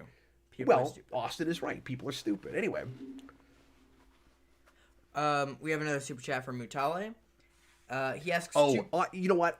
I heard that too. Austin said there's also a lot of talk that Reeves has just been going through some personal stuff. There's some personal trauma in his life. Oh, okay. And that he says that's basically been confirmed. I've heard a lot of that too. Okay. And obviously I don't want to speculate about that. That's private stuff that's none of our business. But I think we should just leave the man alone. I think two things can be true at the same time, right? Can we not blame anybody while simultaneously saying it sucks we have to wait till 2027? Yeah. Can we please do both things? Can I not be angry at any particular person and just say I'm sad we have to wait that long and it's unfortunate for Pattinson playing a young bat? Like the two things can be true. This can just be an unfortunate circumstance that nobody can control. We don't have to be angry at anybody. Yeah. But it's still fair for fans to be sad. Yeah. People are stupid. Moving right along. Another super chat. Yeah. From people, and then do a pre-written, would you? Yes. From Mutale. Oh, thanks. Well, the last one. Oh, yeah. Remember I said after the next super chat, do a pre-written. Yeah, this is in the same kind of talk. That's fine, go ahead.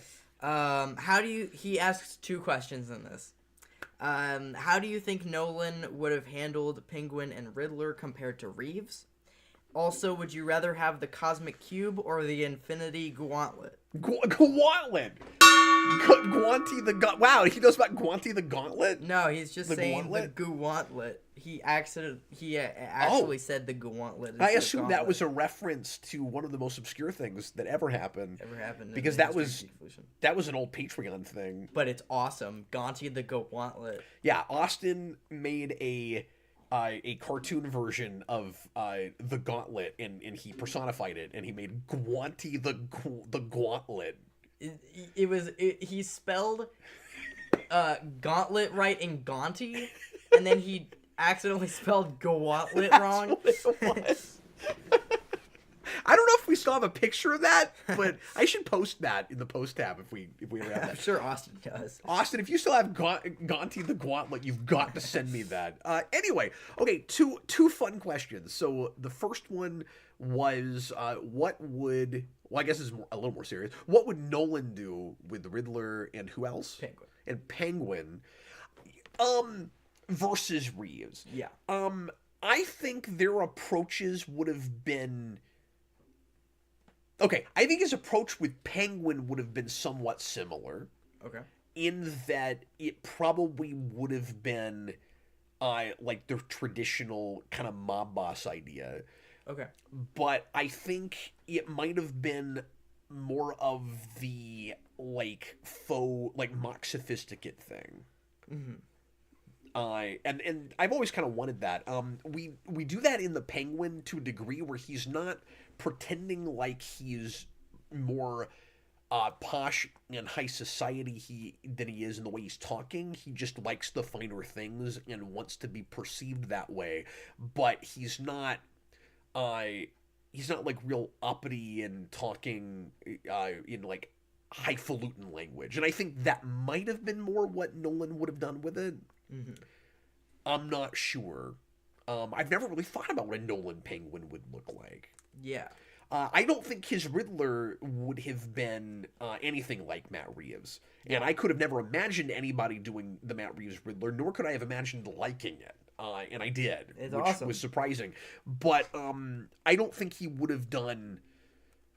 He could have done the urban terrorist thing, but it wouldn't have been like a Zodiac killer. I think it still would have been a somewhat more traditional Riddler, but it would have had a real...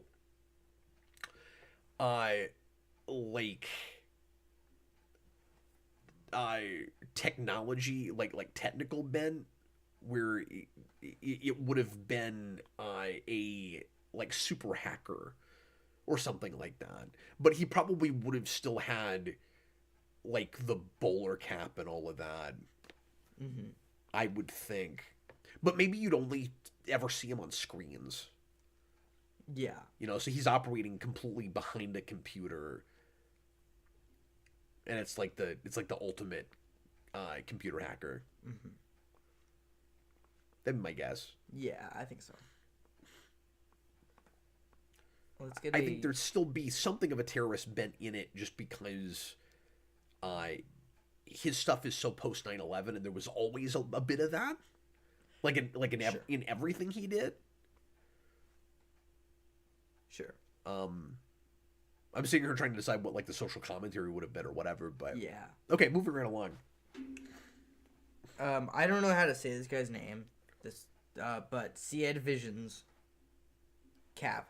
Hi. It's kind of a random question. Okay. But Sorry. There was a second part to that guy's question we didn't do. Oh yeah. He had a gauntlet question. Yeah. Would you rather have the Cosmic Cube or the Infinity Gauntlet? Well, just for like sheer power, you'd want the Infinity Gauntlet, right? Like it does more than the cube does. You're basically omnipotent if you have that. It's also a cool fashion accessory, and I think the Cosmic Cube looks cooler, but you can wear it, and the Cosmic Cube, you just kind of hang on to if you can even hold it. Yeah.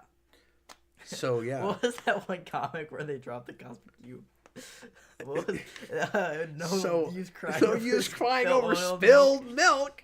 That's the classic Spidey Super Stories with the Thanos copter.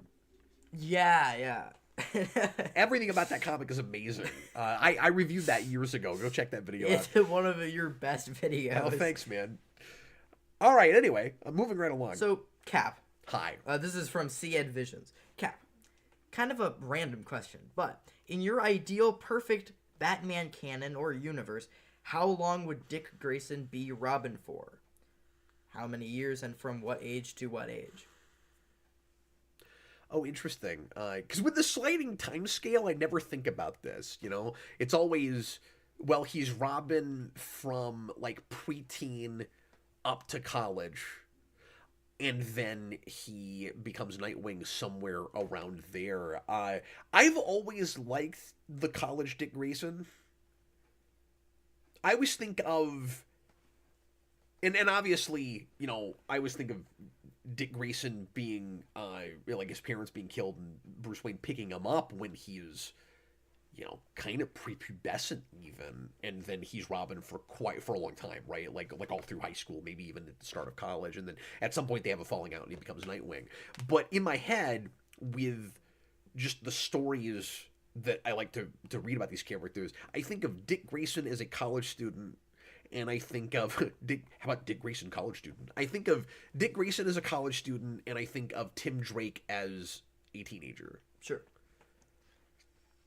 And it's interesting that those are both characters that we've done at different ages, or we've let them age up. And you really always think of Damian Wayne as a child. Mm-hmm. We've never let Damian Wayne get very old. You know, even when you get to Super Sons, like, he still feels like he's, I don't know, 12, 13. Yeah.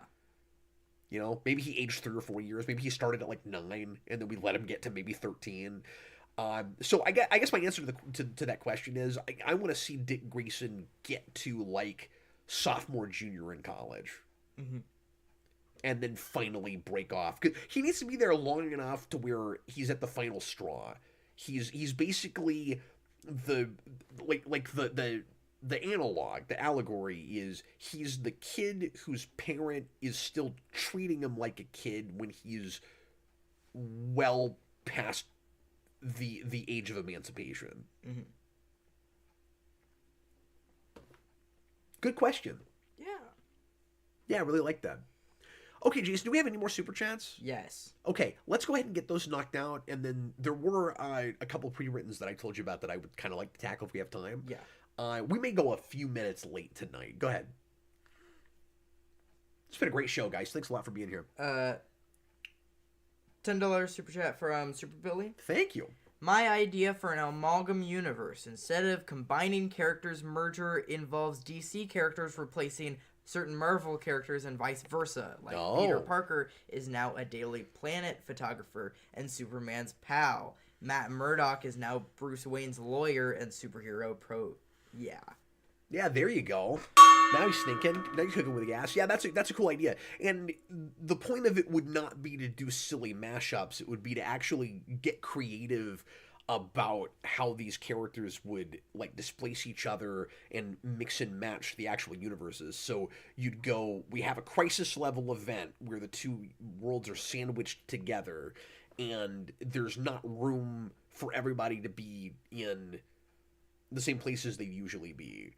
And so then the question is, would you have certain would you have certain characters that become counterparts of somebody else in the other universe? You see what I'm saying? Mm-hmm. So like, would an alter ego that's supposed to be Batman turn out to be somebody else? And we did do some of that with Amalgam, because Amalgam was not remotely consistent about this. So we did, because I don't know if you know this, Jason, but we did blends of characters, while we would also take a character, see if you can follow this, that should have been one of the characters that was combined, but we would let that character be the same character, but go off and do something else. So we mixed Batman and Wolverine, but you also had Bruce Wayne, Agent of S.H.I.E.L.D. I don't even know how that works. Yeah, that doesn't work. Yeah, because also, like, Bruce Wayne didn't mix with an Agent of S.H.I.E.L.D., did he? No, he was just Bruce Wayne. just Bruce Wayne, Agent of S.H.I.E.L.D. So, Wait. We massively had our cake and ate it, too. It was bizarre. Okay, with that doesn't make any sense. So, Wolverine just becomes Batman? Yes. So And Batman becomes an Agent of S.H.I.E.L.D. Why? I don't know. Is there a reason why all the Amalgam stuff happens? Like... Yeah, it's just a crisis level event. It's just, so you have two celestial entities that each represent one of the big companies. What? Yeah. And they just do the typical, wouldn't it be interesting to see a fight between... Well, is it that, or is it... It's confusing, and it's a conceit, and it's dumb, but it's just your typical, the universes are merging, oh no, what are we going to do? But anyway, so then my question is, would you take Peter Parker and have him become like a Robin or a Nightwing or, you know, somebody else in DC, and then, because I think that would be fun. Yeah. Where you go back and forth and figure out who would take up what mantle of the other side. Yeah. But it'd be tricky because you'd have to decide, you have to half and half it and go like half of the characters in Marvel take up mantles from DC and half the DC characters take up the mantles on the other side. And then you have to leave half the characters completely out. Right. Right? Right. That's really the only way you can do it. And that is what Infinity War should have done. That's what Infinity War should have done? Yeah, that's what should have happened at the end of Infinity War. Just half of the universe is now in DC. That's great. So this was a thing that I meant to say at the beginning of the show, which is, could we get desperate enough on the movie side that the two companies throw their hands in the air and they do exactly the same thing. Because we've talked forever about the idea that, or this is just my opinion, but the idea that it might not seem as much like a bizarre, off-the-table pipe dream to see a big screen amalgam or a crossover movie between DCU but and Marvel. But at this point, now. Marvel hates Jim Gunn, right? Yeah, but if the money's good. Yeah. Yeah, I mean, in some ways, I think it's more likely to happen now because James Gunn is over there. Because I think he still gets along with Feige. Okay. Yeah, I don't know. But anyway, I just wanted to tack that point on that this... I don't know that this necessarily is a stepping stone to get to that, but if it was real popular, they might be thinking about it more. You know what I mean? Because Amalgam was 30 years ago. Yeah. It's like, what are the odds that either heads of either of the studios would really be thinking that hard about crossover between them? Certainly not based on Amalgam. But I mean, it's also not a real, like, out there idea. Mm-hmm. Especially since you have multiverse and you're making that big of a deal out of it. Right. And you gotta know that would make a ridiculous amount of money. Just the...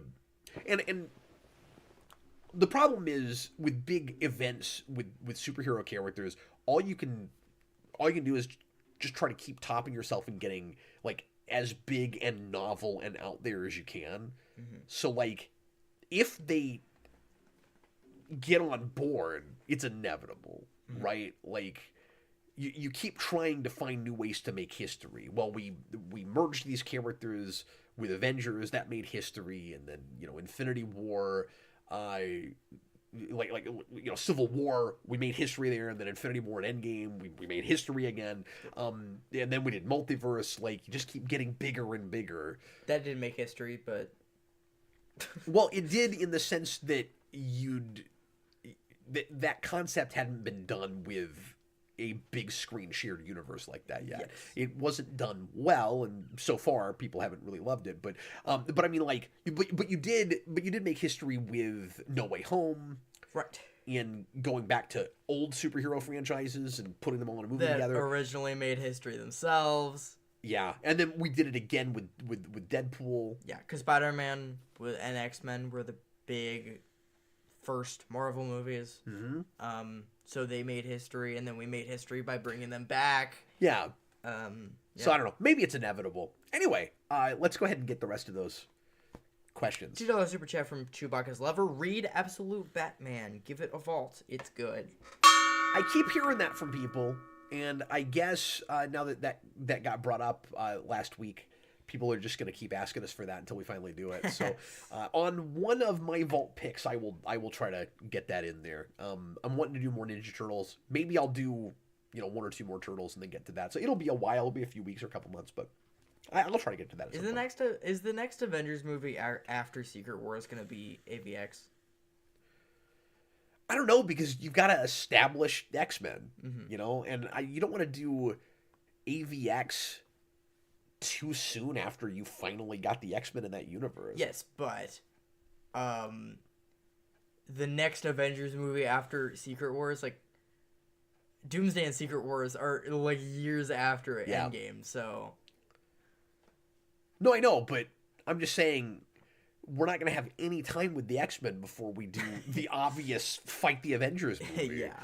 And if you do that, you won't be able to base it on that story at all. I mean, that story is so much about those teams existing for a real long time and hardly ever talking to each other. Mm-hmm. You know? And you can't do that to Cyclops after you just introduced Cyclops. Mm-hmm. You know? Yeah. Like, can you imagine, we finally introduced the X-Men. The first major thing we do with Cyclops is he kills Professor Xavier. Yeah. Like, come on now.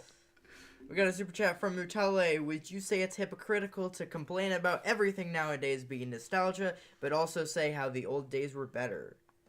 Okay, sorry, read that one more time. Would you say it's hypocritical to complain about everything nowadays being nostalgia, but also say how the old days were better? No, not necessarily, because that is leaving out any discussion of quality. Yes, because also you are saying that the old days were better because not everything was about nostalgia. That's you can make true a case too. for that too. That's true too. And this is not me necessarily like making this case. I think it's more complicated than that. Although the majority of things that I love and go back to are from quite a while ago now. Certainly, but I mean, every now and again something comes out that I'm like, okay, that was wonderful. But anyway, no, the issue with nostalgia is nostalgia bait, right? Yes. It's when, and I don't like not having enough variety. So if you had a lot of really great projects that were all about going back to the past, I'd go, hey, we need some new blood. Where are our new John Wicks? But with with the nostalgia bait thing, the problem isn't just we keep old franchises going or we keep going back to old franchises. It's that we're not really telling great stories. We're just repeating ourselves. And we're using that as a crutch and a gimmick, and we're trying to... The biggest problem is when we try to elicit a manufactured emotional response by giving you something that doesn't hold a candle to the original, but pretending like it is that again. That's the nostalgia bait problem. Really bad legacy sequels, like the last season of X-Files, and there's a lot of examples. I just threw out the very first thing that came to my brain. There are a lot of examples. Yeah. I don't want to make anyone mad, but... You were going to say No Way Home? I was going to say No Way Home. I was going to say Ghostbusters. I was going to say Beetlejuice. I was going to say, like... Yeah, Beetlejuice. There, where there's not the authenticity, and you can be almost positive that with the Beetlejuice, I'm glad you said that, with that example in particular... but this goes to a lot of things. Ghostbusters too. If only we had gotten creative and we didn't play it safe, and we tried to tell a totally different story with that character, it wouldn't feel like a thing that was just there to just do that whole thing again. So, like, the problem with Beetlejuice, besides the fact that it's the Smallville writers and it's the writing's not very good. Yeah, and it's real bloated. And they took the characters that were not supposed to be likable in the first movie, and they made them the main characters. Well, that's what I was going to say, is if it was just Beetlejuice goes and terrorizes somebody else. Yeah, and that's... But give us a new cast, yeah. Yeah. Anyway, but that's my 2 cents on that. Moving right along. That too. Great question. Dial of Destiny, yeah, sure. Philip Kelton. Which I did not watch, to be fair. Hey. But I don't want to, yeah. Hey. Hey. How do you feel about the future of DC and Marvel? Both in comics and films, because I'm feeling the general audience are starting to get bored of them. Well, yeah, that's true. That's a real broad question, and that's kind of what we've been talking about. The crux of what we've been talking about lately, but just real generically, I'll say on the movie side, I don't have much hope for MCU outside of Fantastic Four. I'm hoping that movie is good, but I don't trust them moving forward with it. In blending that with the rest of the MCU, I'm going to try not to be long-winded about this.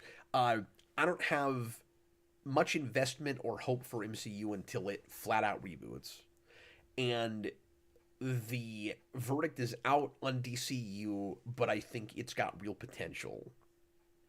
So if Superman is great, and the next few projects, or at least most of them, that Gunn is putting out is great there, it's going to keep the whole superhero movie train limping along. Yeah.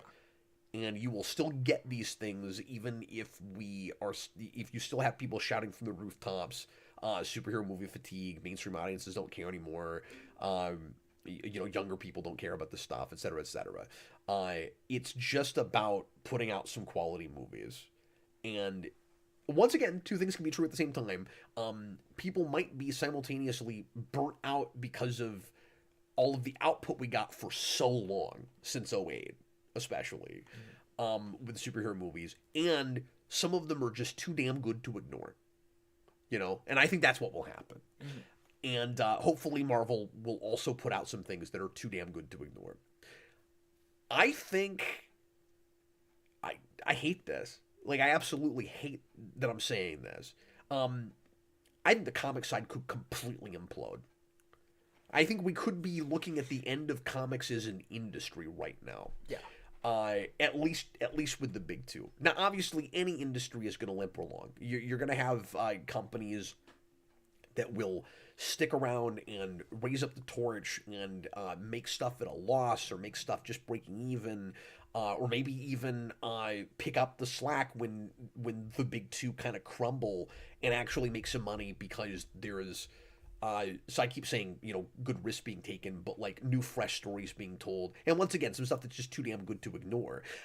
That also has continued to be a place, although not as much as it was a few years ago, I guess, where stuff gets made just to be optioned, for movies and TV shows. But as far as the big two are concerned, I don't think it's crazy talk to say both Warners and Disney could find themselves going, I don't really know why we're keeping the comic side going. It doesn't make us any money. Yeah. And I simultaneously hope that doesn't happen, and I'm also seeing them bring some of it on themselves. These days, particularly at Marvel, which has not been good in a very long time. I think DC's making a concerted effort right now. I think they're trying really hard to actually tell some decent stories and get people noticing them again, in not obnoxiously pandery and gimmicky ways. That's that's my 2 cents for right now. John Kelling, print is dead. Captain Logan 2025. Well, and I wasn't even really talking about that side of it. And I thought about that. I could have gotten into that. The whole nobody reads anymore thing. But if enough great stories were being told, enough people maybe would throw their hands in the air and go, I don't really care about reading, but this is the only place where the story is, and it sounds cool. Yeah. Right? And that happens with books. You had a bunch of people come out of the woodwork for Batman Resurrection that don't read books. It happens. You had people like that, like I said earlier, with Last Ronin. Okay, we're already 15 minutes past, and I still want to do our last segment. Yeah. So. Well, we don't have any more super chats right now, so okay, we can just do our last segment. Yeah. Would you read one of the questions that I mentioned to you? Just because we had some good ones. There was one that you mentioned. I don't think you mentioned any others. Oh, okay. I thought you did. Go ahead. Omari Daniels. Cap, do you think reviews of Daredevil Born Again are making too big of a deal about the violence? Some of the best scenes from the Netflix show were just two people having a conversation. Yeah, I am a little worried about that. I don't know if he misspoke when he said reviews, if he meant advertising, or if he actually meant reviews. I've not seen any early reviews for that show, but there has been an overemphasis in the advertising on, don't worry, it's still violent. Now, I see both sides to that, because that was a concern that fans had when we learned that Cox was coming back, and that, especially now that it's basically just going to be the 4th season of that show, for better or for worse. I think it was important that message was hammered home, that it's not going to be watered down, that Disney is going to allow them, like with Deadpool, to, still retain the adult subject matter and the violence. But you don't want it to be superficial, and you don't want them to, again, use that as a crutch. Just like we talked about with the nostalgia thing earlier. You can't say the Netflix Daredevil show was good because people got their kneecaps broken. It was a show, in order to tell the stories it was telling, that needed to not be censored and not allow people's kneecaps to be broken. That's the difference. So, it is good news to know they'll allow that. It is not necessarily good news that people's kneecaps are being broken. Mm-hmm. Does that make any sense? And so, when the showrunner of that show went, the problem with the previous iteration is it was too much people talking about justice and heroism. I'm going, okay, how superficial is the show going to be? Mm-hmm. And it's also entirely possible that they've got some decent writers and that, this is the glass half full way to look at it. This is me giving the guy the benefit of the doubt. I don't trust this because of, especially the Disney Plus output for a long time. Mm-hmm. Where they just have a lot of kind of I'm sorry, talentless hacks making their shows, and people that don't want to actually adapt comics and don't really care about these characters.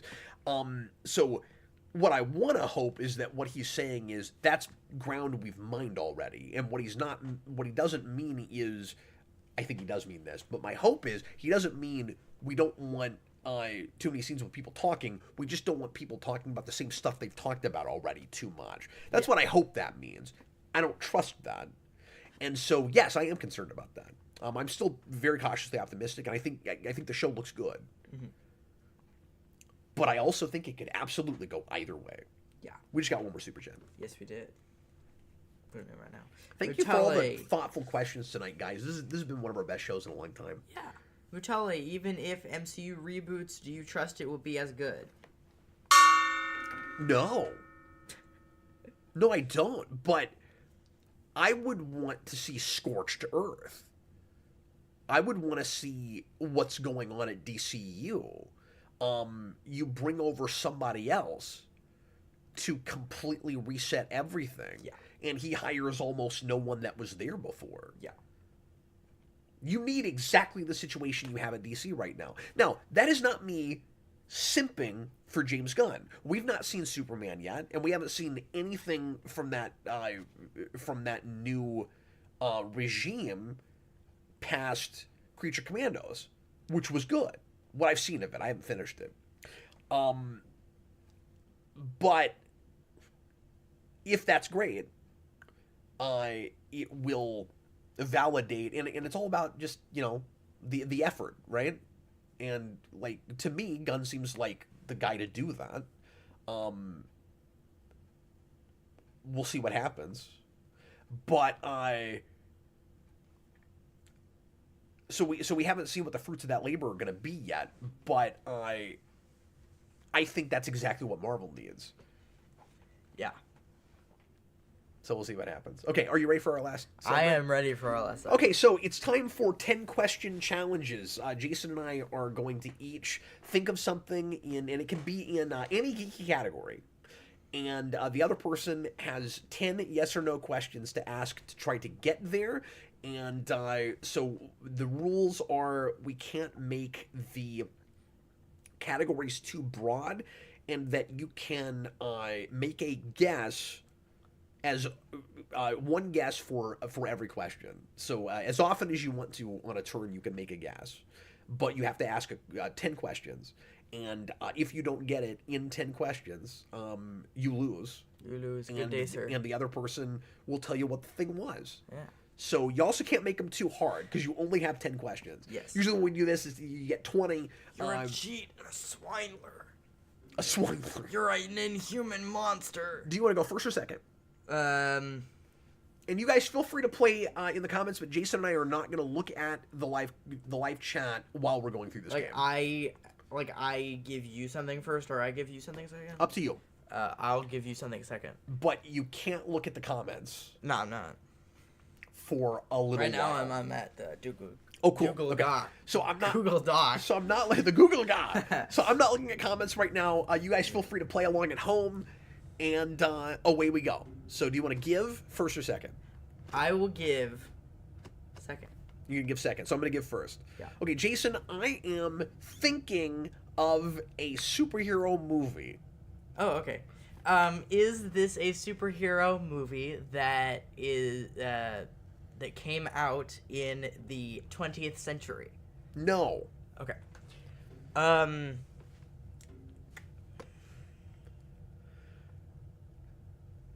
The Great Train Robbery wasn't a superhero movie, so I think we're in the 21st century.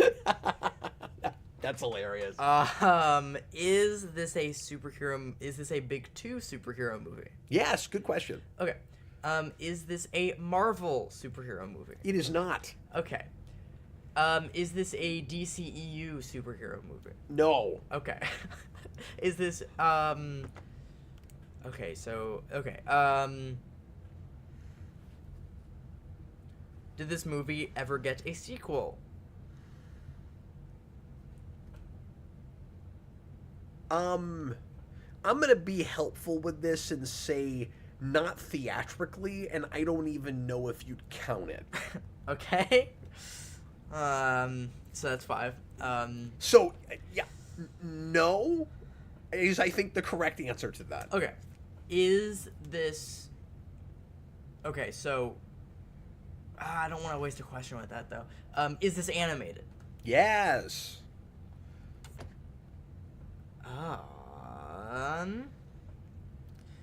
Is this theatrical? Yes. Okay. So I did waste my question You with that. might But you might want to start throwing guesses out.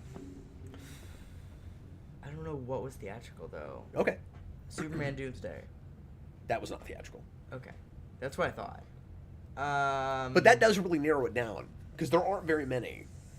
Animated. Because animated DC, Big 2, or sorry, not Big 2, animated DC, animated DC movie. on the big screen That's in not the 21st century. That's not DCEU. That's not DC. Well, there wasn't a DCEU animated movie. Okay. Is this In 21st century. So you're narrowing down pretty well for only have three questions left, I think. Is this before the DCEU started? No. Okay. Okay. So this is probably during. Okay. So I have 2 questions left. Yes, sir. I wonder if anybody's got it yet. Animated. Yep. I'm. Oh, he's gonna cheat. No, I'm not cheating. I'm just thinking. You're thinking over there. You might not even have it. Is the thing. That's possible. It's possible. Have I seen this in the theater? I don't remember if you went to this or not. Okay. I don't actually know if you've seen this. Oh, what the heck? I don't know that for sure. Oh. I think you have. Okay, is this Well, I didn't want to make it too easy. You got one question left. Good luck. Is this a Batman movie? Does No. this have Batman in it? Yes. Okay. It has Batman in it. Is Batman actually in it? I mean, Batman's referenced a lot. I think Okay. he's in it. All right, man. We're down the wire. You have a guess? Now, let me say, with what you have right now, there's only a couple things it could be. Yeah, I have no idea. Oh no! Sorry, I made it too hard. Well, you can't. It's something I haven't even seen. I think you have. I'm just saying I don't actually know that for sure. Is it? So the hint I'll give you is Yeah. I took Freddy, but I can't remember if I took you. You took Freddy. Yes. Why'd you take Freddy? What? Annie loved it. Huh? I have no idea. Is it like I'm just gonna give a? It's a terrible guess. It's gonna be a All right. terrible Sure, guess. sure. Is it DC League of Super Pets? No. Okay. But that's one of the things it could have been. Yeah, that's one of the things. I don't know what. It is not Super Pets. Okay, what is That's it? a good guess though. That's one of the couple of things it could have been. Okay. Are you ready? Yeah. I'm gonna see if anybody got it. Okay. I'm gonna look at the comments right now. Now I will drop the comments again when it's my turn. So no, John Kelling. It was not League of Super Pets. I did not make it a thing he's never heard of, Austin. I just don't know for sure if he's seen it. It's not like a Batman. John Kelling got it earlier though. It's Teen Titans Go to the Movies. Oh, I've seen that. I went to that. Yeah, I couldn't remember. Yeah. But yes, it's Teen Titans Go to the Movies. Okay, well, So that wasn't Right. but that wasn't unfair. I tried to take that out of my brain. Yeah, no, I know. Hey, I didn't say it was necessarily going to be good. Yeah. But you can't say that was unfair. Yes, and you're right. It got a kind of a sequel. Kind of a sequel. Yeah. On TV, they made. Do you know what it is? Yeah, it's Teen Titans Go versus Teen Titans. Oh, see, okay, you're right. That is kind of a sequel too. but then they also did Teen Titans Go See Space Jam, Oh yeah, they did that too. which was technically a movie. Sure. But yes, I guess that is what you're talking about is more of a... And I've never seen that. I own it, but I've never seen that. Okay. All right. I am thinking of a Marvel character. He just made it harder. Did you see that? He was like, "Oh, screw that, man." No, I already have mine. It's written down. I'm thinking of a Marvel character. A Marvel character. All right, here we go. You gotta keep the count. You gotta keep the count for the audience at home. Okay. 0. So this is okay. Cool. So we have it both superhero. Yep. And mine was DC. Yours is Marvel. That's pretty cool. Yep. It's a Marvel character. And you didn't make the category too broad. Appreciate that. Okay. So Marvel character. Is it male? Yes. Is it a superhero? Yes. Is it a superhero that has appeared in the MCU?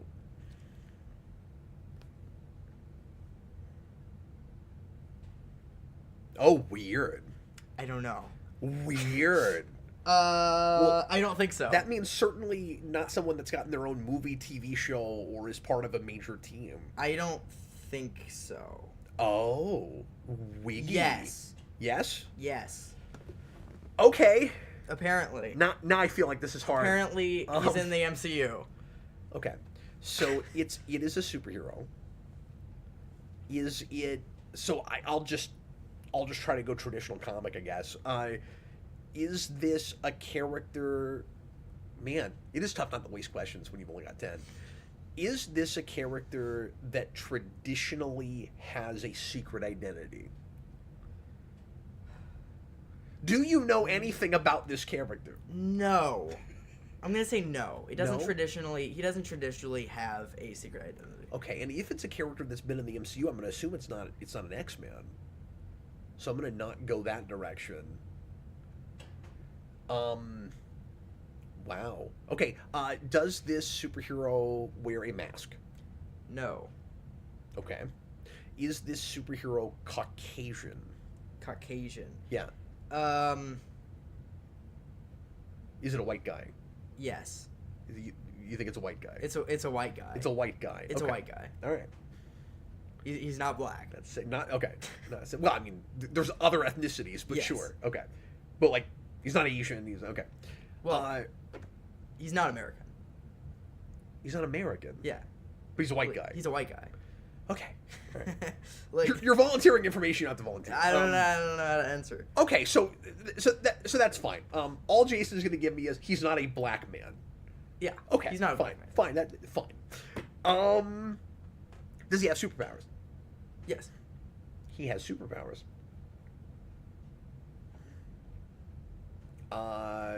Is he human? I haven't asked that. No. Not human. No. Boy, I've only got 2 questions left. I don't feel like I know anything. He's checking to see if this character's human. I mean, he is. He is human. He is human. I don't think Jason knows anything about this character. So we have a not black The male... MCU question threw me off, and now I'm all like, oh. Yeah. So we have. Don't let that throw you off. You should have anticipated that question. So now you have a superpowered character with, you said, not usually a secret identity. Not usually a secret identity. Oh, it's not in things that I've seen it, man. Okay. Is this character... I should start making guesses, but nothing's springing to mind. Is this... No, because I'm thinking of things that like you would have known in the first place if it was MCU. Like that's really messing me up. Yeah, don't let that, because I didn't even know if it was in the MCU. Well, that's messing me up. Okay, is this a character that is typically affiliated with the Avengers or like he's an Avenger? No. Okay. Is this a character that goes to space very often? Not usually. Not usually. Okay. Yeah, I don't feel like I know enough. Yeah. But I need 10 more questions. Yeah. Yeah, I don't think I'm gonna get it. I'm trying to think of like a half decent guess here. It's just it's hard, like, Because, like, there might be, like, stuff in comics that, like, I don't know. That's why I'm, like, second-guessing everything. Sure, but it's making me wonder what you primarily know this character from. Because you don't seem to know the comics very well, but you weren't even sure if he was an MCU, so I'm like, what do you know him from? Yeah. Not MCU. I'm gonna say... No. See, now I'm thinking of stuff that's definitely not MCU. Okay, but you might throw it out, and then it was apparently in that, so... No, because I'm thinking of, like, Spider-Man stuff. Sure. Okay. I hate to just be stumped, but I don't feel like I know enough to go on. Yeah. Okay, what is it? It's Colossus. Oh, it is an X-Men. It is okay, an X-Men. I should have gone the X-Men direction. Well, I mean, like, I guess technically just because there's a Deadpool movie that's in the MCU now. Yeah. That's the only way the Colossus is in the MCU. Apparently he's in Deadpool and Wolverine. Well, yeah, he is. Where? At the beginning of the party. Like, the whole supporting cast is there, yeah. But that was made as an MCU movie, so, like, I was like... Yeah, okay. but I wasn't even thinking about that. That whole thing really threw me off. Dang it. Okay. Yeah, I should have stuck to my instincts and been like, it's Jason, he's probably going to ask an X-Men thing. Well, that's unfortunate. Austin Cat picked a movie Jason doesn't know. Jason picked a character Jason doesn't know. No, I know. That's not true. He has a family. My family. And he's Caucasian, absolutely. Yeah. All right. Well, that's a little disappointing. Everybody, thanks a lot for watching the Captain Logan Show tonight. Hope you enjoyed it. And we'll be back again next Wednesday for another one, and we'll see what strange and apocalyptic news happens between now and next Wednesday. Robert, mutants aren't humans. There's that. Yeah, that's what I thought. Mutants and humans. It's like humans versus mutants. But yeah, like, but then you said... that's why I said no. But then you said yes. Yeah. Why'd you do that? Because I looked it up, and it was wrong. Because it was like mutants are human beings. You should have stuck to your guns. Yeah. Now, that's a philosophy thing. Sure. I've always said mutants should count as humans, but for the sake of this game, I would not have said that. Okay, then I won't. Okay. Then I won't say that. Because you had two things that made me very early eliminate X-Men as a possibility. Right. The MCU thing is more on me. I could have thought of Deadpool, but then when you said not human, or when you said is human, I couldn't go to mutants anymore. Yeah. But anyway. People were going to, like, Howard the Duck and stuff when I said not human. And I was like, well... Yeah. But then I would have been a little bit more open to the mutant idea. Sure. Anyway, once again, thanks for watching, everybody, and we will see you again real soon. We're going to have a lighter week on the channel this week because Jason's got a big dance competition. I've got to take him to... I'm going to take him downtown tomorrow. He's going to do a solo, so wish him luck on that. He's doing a tap solo. He's going to try to place real high, and he and I are going to be downtown for a bunch of hours tomorrow and all through the weekend. But I'll be back at least on Sunday with another 89 commentary, and I don't know. There might be something in between now and then, but I doubt it. I don't know that I'll have time anywhere. But anyway, thanks again for watching, and we'll see you again real soon. I was Captain Logan, and this was Jason. Jason. You guys are great. Thanks for all the support tonight. See you, folks. I wanna take